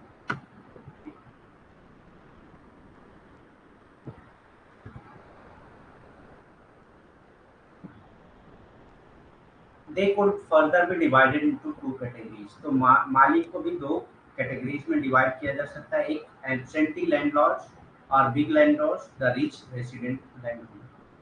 तो दो में एब्सेंटी लैंडलॉर्ड्स कौन से होते हैं? जो गांव में रहते तो नहीं है, इनके पास कई गांव की जमीनें होती हैं, अलग अलग गांव की जमीनें होती हैं और वहाँ पे ये अलग अलग लोगों को लगाए रहते हैं। और मतलब एब्सेंटी मतलब जो एब्सेंट होते हैं, ठीक। तो गांव में रहते नहीं है लेकिन इनकी गांव में जमीनें होती हैं और वहां से ये लोग प्रॉफिट कमाते हैं। The rich residential landlord. और रिच रेसिडेंशियल क्या है? एक गांव में कोई बहुत अमीर आदमी है और उसके पास बहुत सारी जमीनें हैं उस गांव में, तो वो rich land residential land owner हो गया। तो दो पार्ट्स में डिवाइड किया है मालिक को भी इन्होंने। एक एक अनुपस्थित जमींदार या बड़े जमींदार, अमीर आवासी जमींदार, या जो अनुपस्थित मतलब जो उपस्थित नहीं होते हैं गांव में लेकिन कई ग्रामीणों में उनकी जमीनें होती हैं, ठीक। आवासी मतलब जो गांव में रहते हैं और उनके पास उस गांव में सबसे ज्यादा जमीनें होती हैं, उसको आवासी जमीन कहा है। तो मालिक हो गया आपका।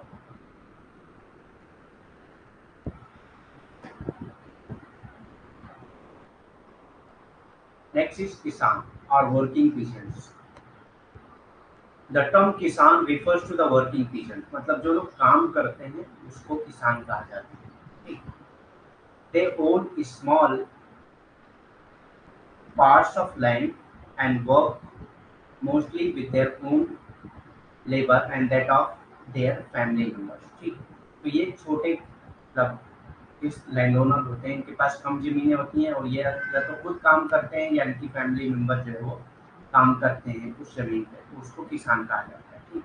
दे own much lesser land than the malik, उनके पास मालिक से बहुत कम जमीनें होती हैं, ठीक। किसान का मेहनत कश किसान, किसान या मेहनत कश किसान कहते हैं इसको, या वर्किंग पेशेंट जिसको कहा जाता है। किसान शब्द कामकाजी किसानों को संदर्भित करता है जो काम करते हैं, उनके पास जमीन के छोटे छोटे टुकड़े होते हैं और वे ज्यादातर अपने और अपने परिवार के सदस्यों के श्रम से काम करते हैं, मतलब अपने और अपने परिवार के सदस्यों के साथ उस जमीन में काम करते हैं। मालिकों की तुलना में उनके पास बहुत कम जमीनें होती हैं, मालिकों की तुलना में उनके पास बहुत कम भूमि होती है, तो उसको किसान कहा जाता है। इसको भी उन्होंने दो पार्ट्स में डिवाइड किया है। They can be divided they too can be divided into two sub categories, small land owner जो बहुत छोटे लैंड ओनर होते हैं और सब्सटेंशियल लैंड ओनर। सब्सटेंशियल मतलब जिनके पास बहुत मतलब ऐसा नहीं कम है लेकिन है, मतलब पर्याप्त है, बहुत कम नहीं है, मतलब लैंड स्मॉल लैंड ओनर से थोड़ा ज़्यादा है इनके पास, मालिक से कम है लेकिन स्मॉल लैंड ओनर से थोड़ा ज़्यादा है। तो दो कैटेगरी में, स्मॉल लैंड ओनर जिसके पास बहुत ही कम ज़मीनें होती हैं और सब्सटेंशियल जिनके पास थोड़ा बहुत होता है, मतलब स्मॉल लैंड ओनर से ज़्यादा होती है, ठीक। एक छोटे जमींदार और दूसरा जो है वो पर्याप्त किराएदार।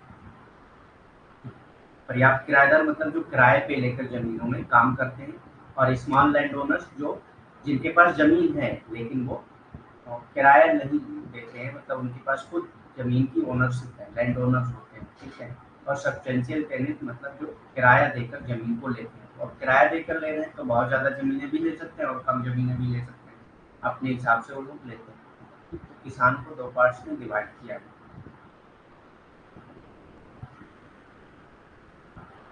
और इससे मालिक किसान मजदूर से ऑलमोस्ट हर डेनियल टॉर्नर से ऑलमोस्ट हर एग्जाम में क्वेश्चन पूछे जाते हैं। डेनियल टॉर्नर से ऑलमोस्ट हर एग्जाम में क्वेश्चन पूछा ही जाता है।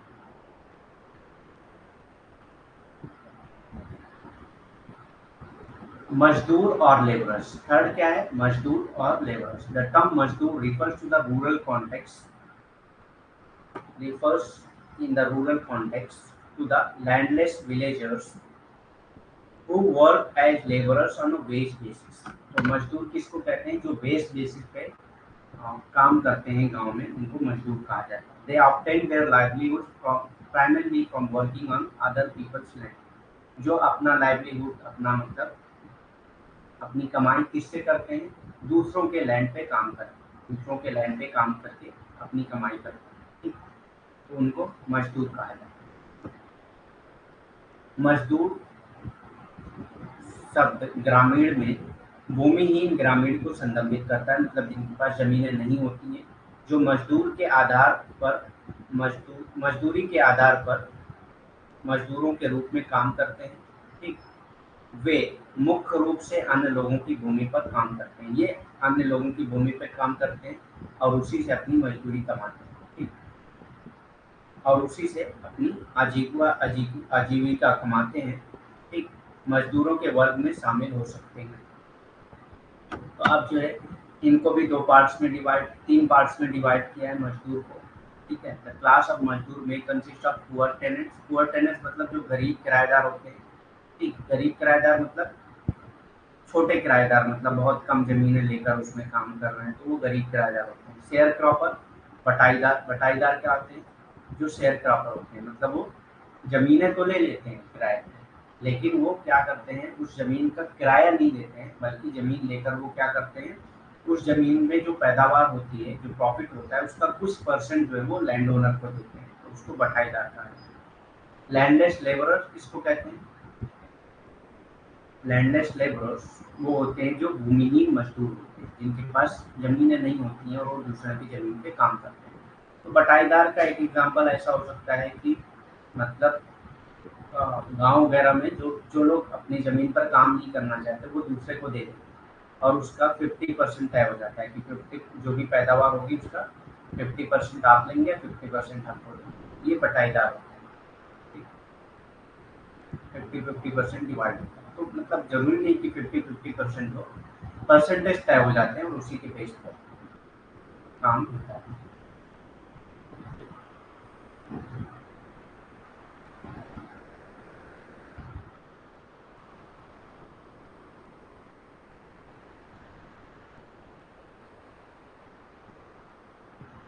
इसके बाद आता है डिपेजेंटाइजेशन। तो सबसे पहले डिपेजेंटाइजेशन समझने से पहले मैं आपको समझा दूं जो जो चेंजेस हुए एग्रेरियन सोशल स्ट्रक्चर में, ठीक।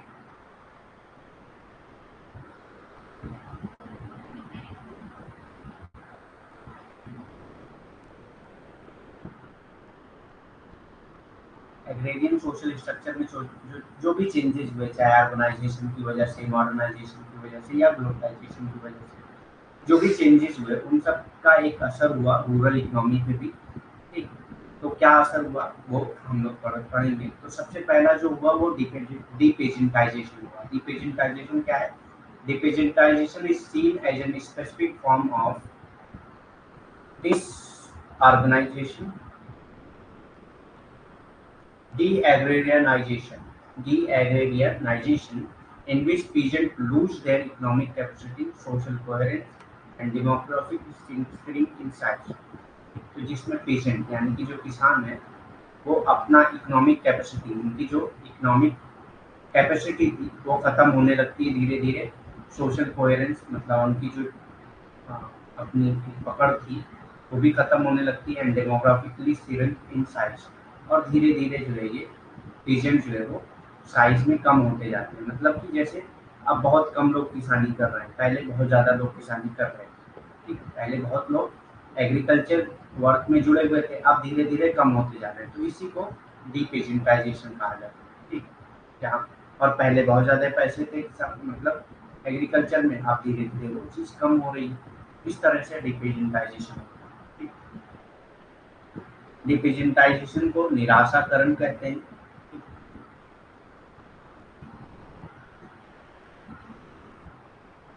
क्या विमुद्रीकरण कहा जाता है। विमुद्रीकरण को विग्रामीकरण के एक विशिष्ट रूप के रूप में देखा जाता है, जिसमें किसान अपनी आर्थिक क्षमता, सामाजिक सामंजस्य खो देते हैं। तो अपनी आर्थिक क्षमता और सामाजिक सामंजस्य खो देते हैं, उसी को क्या कहा जाता है, निराशाकरण या विमुद्रीकरण कहा जाता है। ठीक,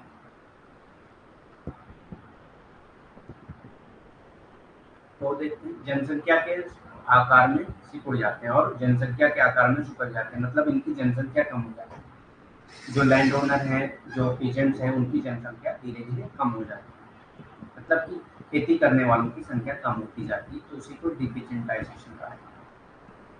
Depeasantization is the shrinking size of peasant practices or small producer from the land. मतलब लैंड में जो एग्रीकल्चर प्रैक्टिस है उसका कम हो जाना डिपेजेंटाइजेशन कहलाता है। किसानों की प्रथाओं या भूमि से छोटे उत्पादों के सिकुड़ते आकार को विमुद्रीकरण कहा जाता है।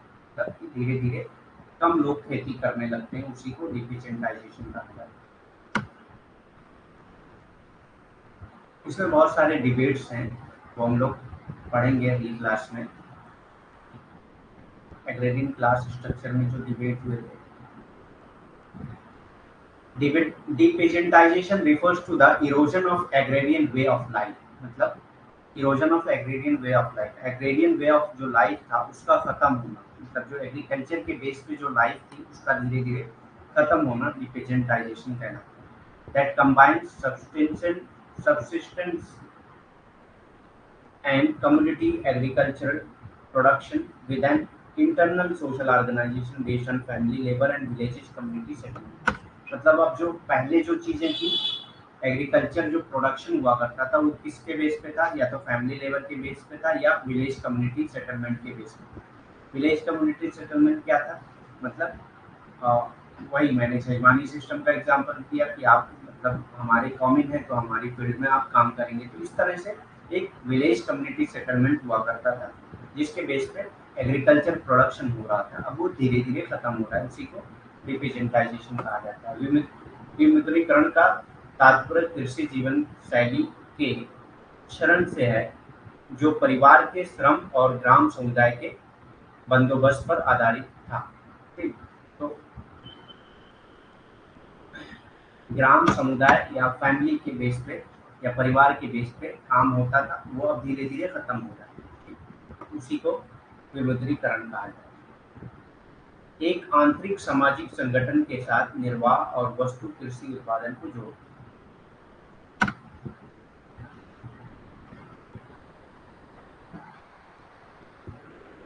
तो वो रिप्रेजेंटाइजेशन आपको समझ में आया होगा क्या होता है। उसके बाद आता है माइग्रेशन। माइग्रेशन हमको यहाँ पे जो माइग्रेशन टॉपिक दिया हुआ है आपको यूनिट 4 में, although हम लोग माइग्रेशन को अलग से पढ़ेंगे कि क्या होता है माइग्रेशन और उसके फैक्टर्स क्या होते हैं, बाकी सारी चीज़ें पढ़ेंगे, लेकिन जो यूनिट 4 में जो माइग्रेशन है वो सिर्फ ये कि माइग्रेशन ने अफेक्ट कैसे किया एग्रीकल्चरल प्रोडक्शन, माइग्रेशन ने क्या इफेक्ट डाला एग्रीकल्चरल प्रोडक्शन में। तो migration poses challenges and opportunities of food security. Food security में एक चैलेंज आया माइग्रेशन की वजह से, ठीक, क्योंकि एग्रीकल्चर से लोग जो है माइग्रेट करके जा रहे हैं दूसरी सर्विस करने के लिए, तो अब एग्रीकल्चर कौन करेगा, तो एग्रीकल्चर नहीं करेगा तो फूड प्रोडक्शन रुक रहा है। फूड प्रोडक्शन अगर कम होगा तो एक चैलेंज डेवलप हो जाएगा कि किस तरह से फूड सारे लोगों को मिलेगा। And rural development, constant loses in human capital. अब ह्यूमन कैपिटल कम हो गए, एग्रीकल्चर में जितने ह्यूमन कैपिटल चाहिए थे वो अब नहीं काम कर रहे हैं, एंड एग्रीकल्चर लेबर में have negative impact on crop production and food availability. मतलब एग्रीकल्चर लेबर भी अब नहीं मिल रहा है माइग्रेशन की वजह से, जिसकी वजह से क्रॉप प्रोडक्शन और फूड अवेलेबिलिटी में एक नेगेटिव इम्पैक्ट हुआ। मतलब अब प्रोडक्शन उतना नहीं हो पा रहा है क्योंकि जितना लेबर चाहिए था उतना आपको मिल ही नहीं रहा है। इस बेसिस पे माइग्रेशन ने इफेक्ट किया है एग्रीकल्चर और स्ट्रक्चर, एग्रीकल्चरल स्ट्रक्चर को माइग्रेशन ने बहुत इफेक्ट किया।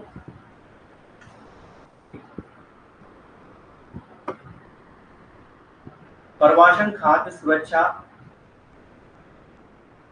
सतत कृषि और ग्रामीण विकास के लिए चुनौतियों और अवसर पैदा करता है। तो ये जो प्रवास है ये ग्रामीण व्यवस्था के लिए एक चुनौती पैदा करता है।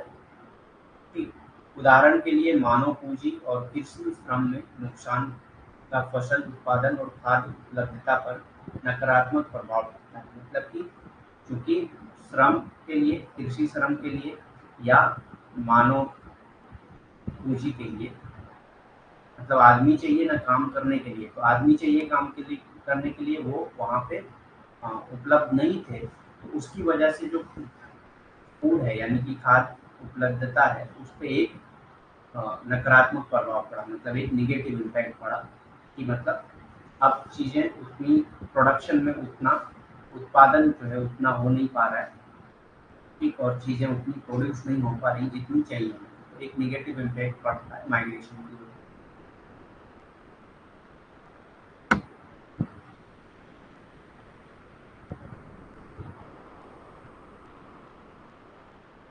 नेक्स्ट क्या है, land revenue system in British India. British India में जो लैंड रेवेन्यू सिस्टम था वो क्या था?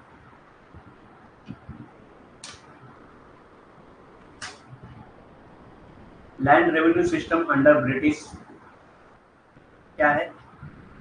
British got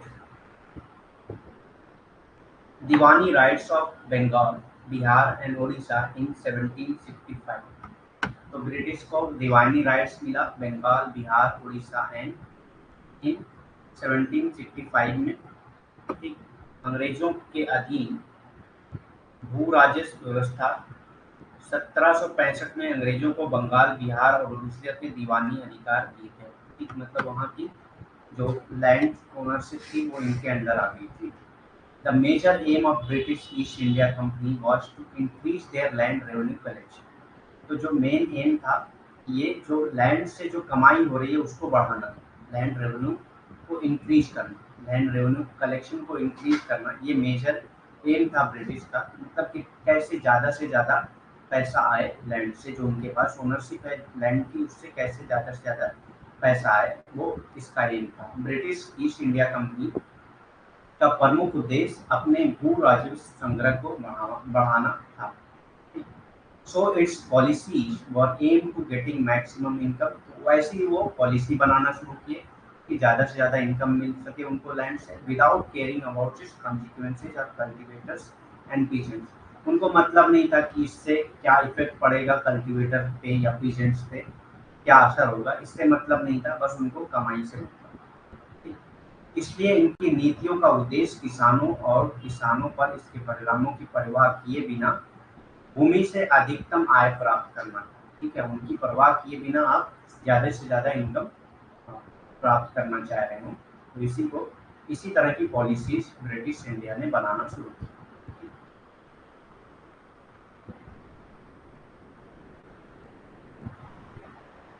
Three major system of land revenue collection exist in India. They were, तो तीन तरह के लैंड रेवेन्यू कलेक्शन सिस्टम थे ब्रिटिश इंडिया में। वो कौन से थे? जमींदारी, रैयतवारी और महलवारी। जमींदारी, रैयतवारी और महलवारी। भारत में भू राजस्व संग्रह की तीन प्रमुख प्रणालियां मौजूद थी। कौन कौन सी? जमींदारी, रैयतवारी, महलवारी, ठीक।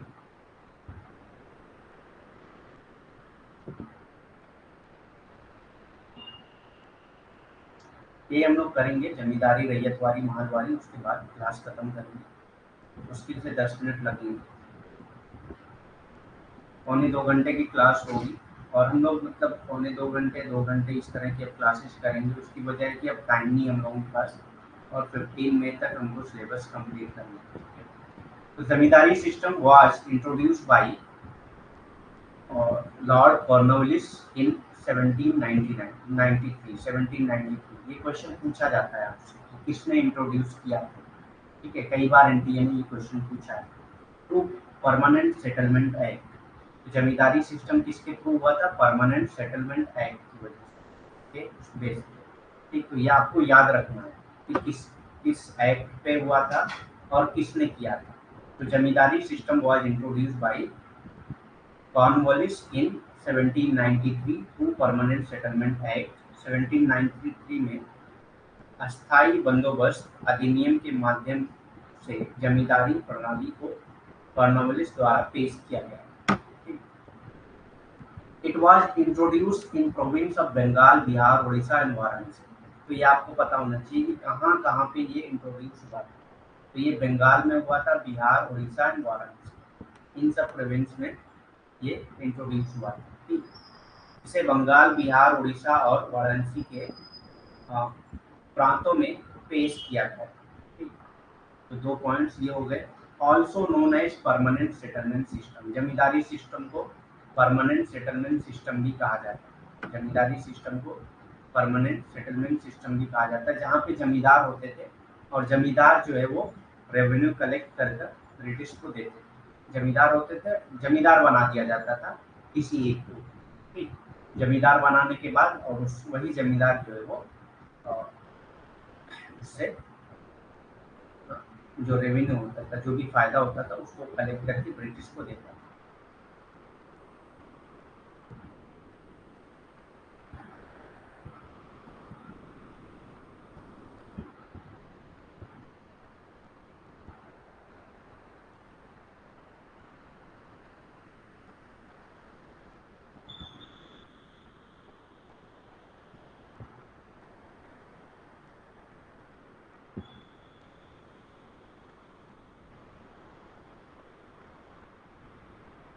Next is zamindar were recognised as owner of the land, तो जमींदार को ओनर ऑफ द लैंड मान लिया जाता था।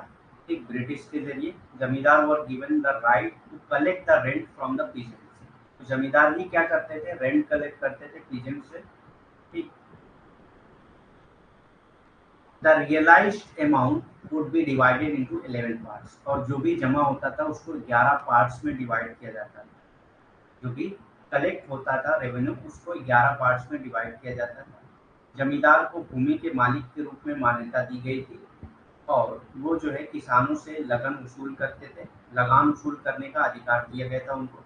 ठीक है, और उसको जो है जो लगान जमा होता था उसको 11 भागों में विभाजित किया गया था। ठीक है, तो 11 भागों में विभाजित करके क्या किया जाता था, 1/11 ऑफ द शेयर बिलोंग, मतलब कि 11 पार्ट्स में जो एक पार्ट्स है वो जमींदार को दिया जाता था, और जो 10 पार्ट है of the share belong to East India Company, और उसका 10 पार्ट जो है वो ईस्ट इंडिया कंपनी को दिया जाता था। ठीक, तो एक हिस्सा जमींदार को मिलता था और बाकी 10 हिस्सा जो है वो ईस्ट इंडिया कंपनी को जाता था। जैसे मान लिया कि अगर रेवेन्यू कलेक्ट हुआ 11,000 रुपये, रेवेन्यू कलेक्ट हुआ 11,000 रुपये, अब इसको 11 पार्ट में डिवाइड करेंगे आप, तो 11,000 आ रहा है। 1,000 जो जमींदार को मिल जाता था और 10,000 जो है वो ईस्ट इंडिया कंपनी को मिलता है। 10,000 ईस्ट इंडिया कंपनी को मिलता है।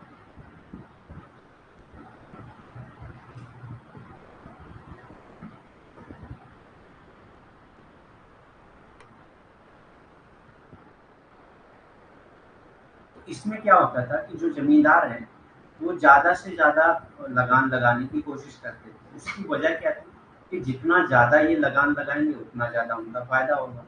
ठीक, अगर 11,000 की जगह पे 22,000 जमा हो रहा है, उनको 2,000 मिल जाएंगे।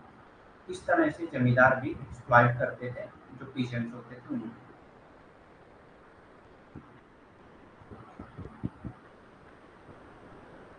उसके बाद आता है ryotwari system. Ryotwari system was introduced by Thomas, तो रैयतवाड़ी सिस्टम जो है थॉमस मोरो के जरिए, थॉमस मुनरो इन 1820 में ये इंट्रोड्यूस किया गया था रैयतवाड़ी सिस्टम। तो थॉमस मुनरो द्वारा रैयतवाड़ी प्रणाली की शुरुआत की गई थी। Major area of introduction include, अब यह कहाँ कहाँ पे इंट्रोड्यूस हुआ था, ये भी पूछता है आपसे क्वेश्चन, इसीलिए मैंने इसको डाल दिया कि कहाँ कहाँ पे इंट्रोड्यूस हुआ था। ठीक, तो ये Madras, Bombay, parts of Assam and Coorg province of British India. ठीक, तो Madras, Bombay, parts of Assam, Coorg province of British India, इन सब में ये इंट्रोड्यूस हुआ था। इन सब क्षेत्रों में ये रैयतवाड़ी सिस्टम इंट्रोड्यूस हुआ था। In ryotwari system the ownership right were handed over to the peasants. अब यहाँ पे ओनरशिप राइट जो है वो पीजेंट को दे दी गई, यानी कि किसान को दे दी गई। अब जमींदार को हटा दिया गया इसमें से, बल्कि पीजेंट को दे दिया गया लैंड ओनरशिप। रैयतवाड़ी व्यवस्था में किसानों को मालिकाना हक सौंप दिया गया। ठीक,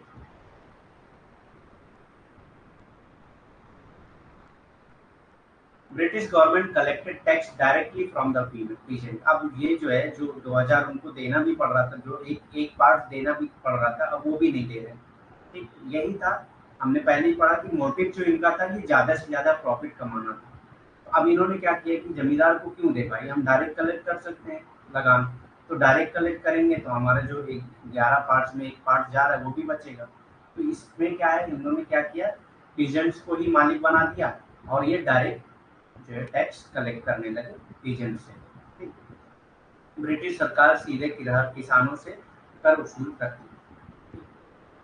the revenue rule of ryotwari system were 50% where the land were dry and 60% in irrigated land। जहाँ पे पानी कम मिलता था, मतलब लैंड जहाँ जहाँ पे ड्राई थे, सूखे लैंड जो थे, वहाँ पे आपको 50% टैक्स देना होता था, और जहाँ पे पानी की अवेलेबिलिटी थी और इरिगेटेड लैंड थे वहाँ पे आपको 60% टैक्स देना पड़ता था। तो देखिए कितना ज़्यादा टैक्स देना पड़ता था। ठीक है? आपने जितना तब प्रॉफिट कमाया, मतलब प्रॉफिट नहीं, जितना आपका पैदावार हुआ, प्रोडक्शन हुआ, उसका 50% आपको टैक्स देना है। और अगर वहाँ पे पानी की अवेलेबिलिटी है तो उससे आपको कोई फायदा नहीं होने वाला, उसके लिए आपको 60% टैक्स देना पड़ेगा। रैयतवाड़ी प्रणाली की राजस्व दरें 50% थी जहाँ भूमि सूखी थी, और जहाँ भूमि और सिंचित सिंचित भूमि में 60% थी, मतलब जहाँ पे पानी मिलते थे वहाँ पे 60% आपको लगान या कर देना पड़ता है।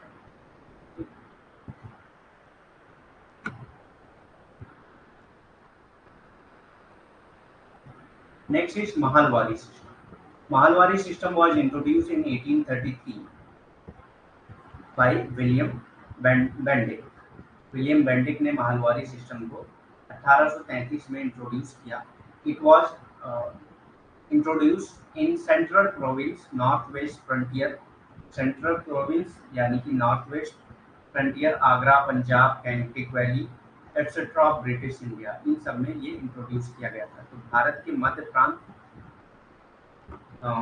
उत्तर पश्चिम बंगाल, आगरा, पंजाब, गंगा घाटी आदि में पेश किया गया था माहलवारी सिस्टम को। इसके जरिए पेश किया गया था विलियम बेंडिक के। The mahalwari system has many province of both the zamindari system and ryotwari system. तो इसमें दोनों चीजें थी, जमींदारी सिस्टम भी था और रैयतवाड़ी सिस्टम, दोनों मिलाकर था। ठीक है, दोनों के अलग अलग कॉन्सेप्ट को इसमें मिला के इंट्रोड्यूस किया गया था। ठीक, माहलवारी व्यवस्था में जमींदारी व्यवस्था और रैयतवाड़ी व्यवस्था दोनों के कई प्रावधान, दोनों से प्रावधान लेकर एक माहलवारी सिस्टम दे दिया गया। In this system the land was divided into Mahal.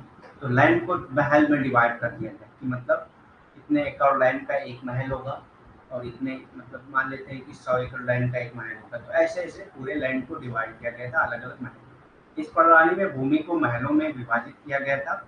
Each Mahal comprise one और मोर विलेजेस। एक लैंड में एक महल में एक या एक से ज्यादा विलेज होते थे, उनको एक महल मान लिया जाता था। एक महल में एक या उससे अधिक गांव शामिल होते हैं। Ownership right were wasted with the peasant. यहाँ पे भी जो ओनरशिप राइट है वो पीजेंट को दिया गया था। ठीक है, यहाँ पे किसानों को ही अधिकार दिया गया था जमीन का। ठीक है, the villages committee were held responsible for collection of taxes.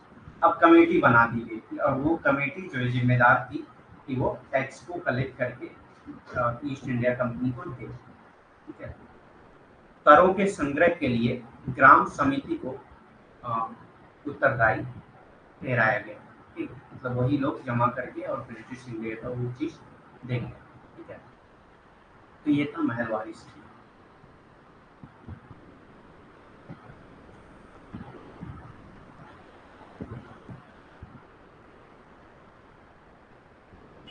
उसके बाद आता है लैंड रिफॉर्म इन इंडिया। देखते हैं कितना है, अगर हो सकता है तो करेंगे।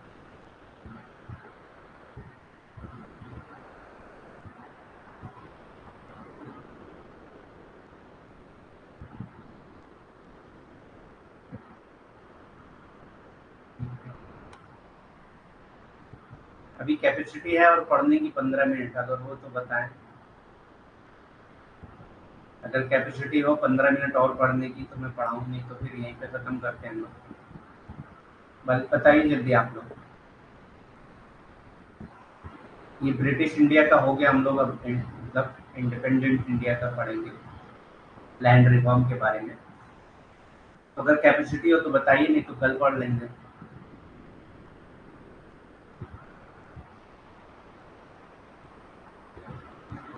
फास्ट बताइए आप।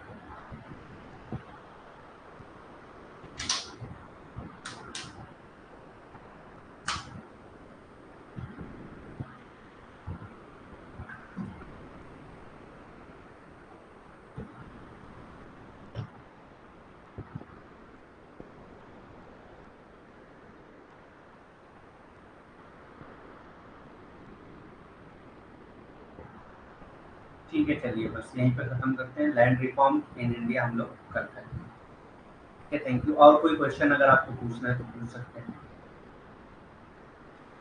और कोई क्वेश्चन अगर पूछना है तो 2-3 मिनट में पूछ लीजिए आप लोग। बाद में करते हैं, लोग कल करेंगे इसको, लैंड रिफॉर्म।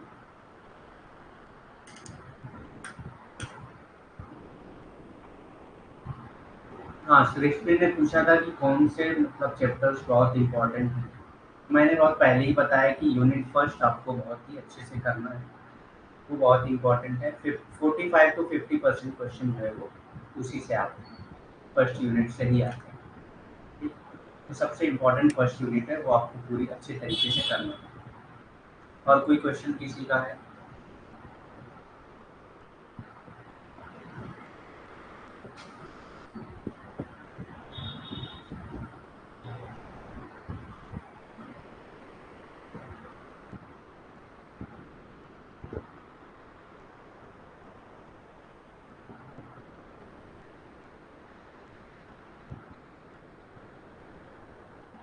और कोई क्वेश्चन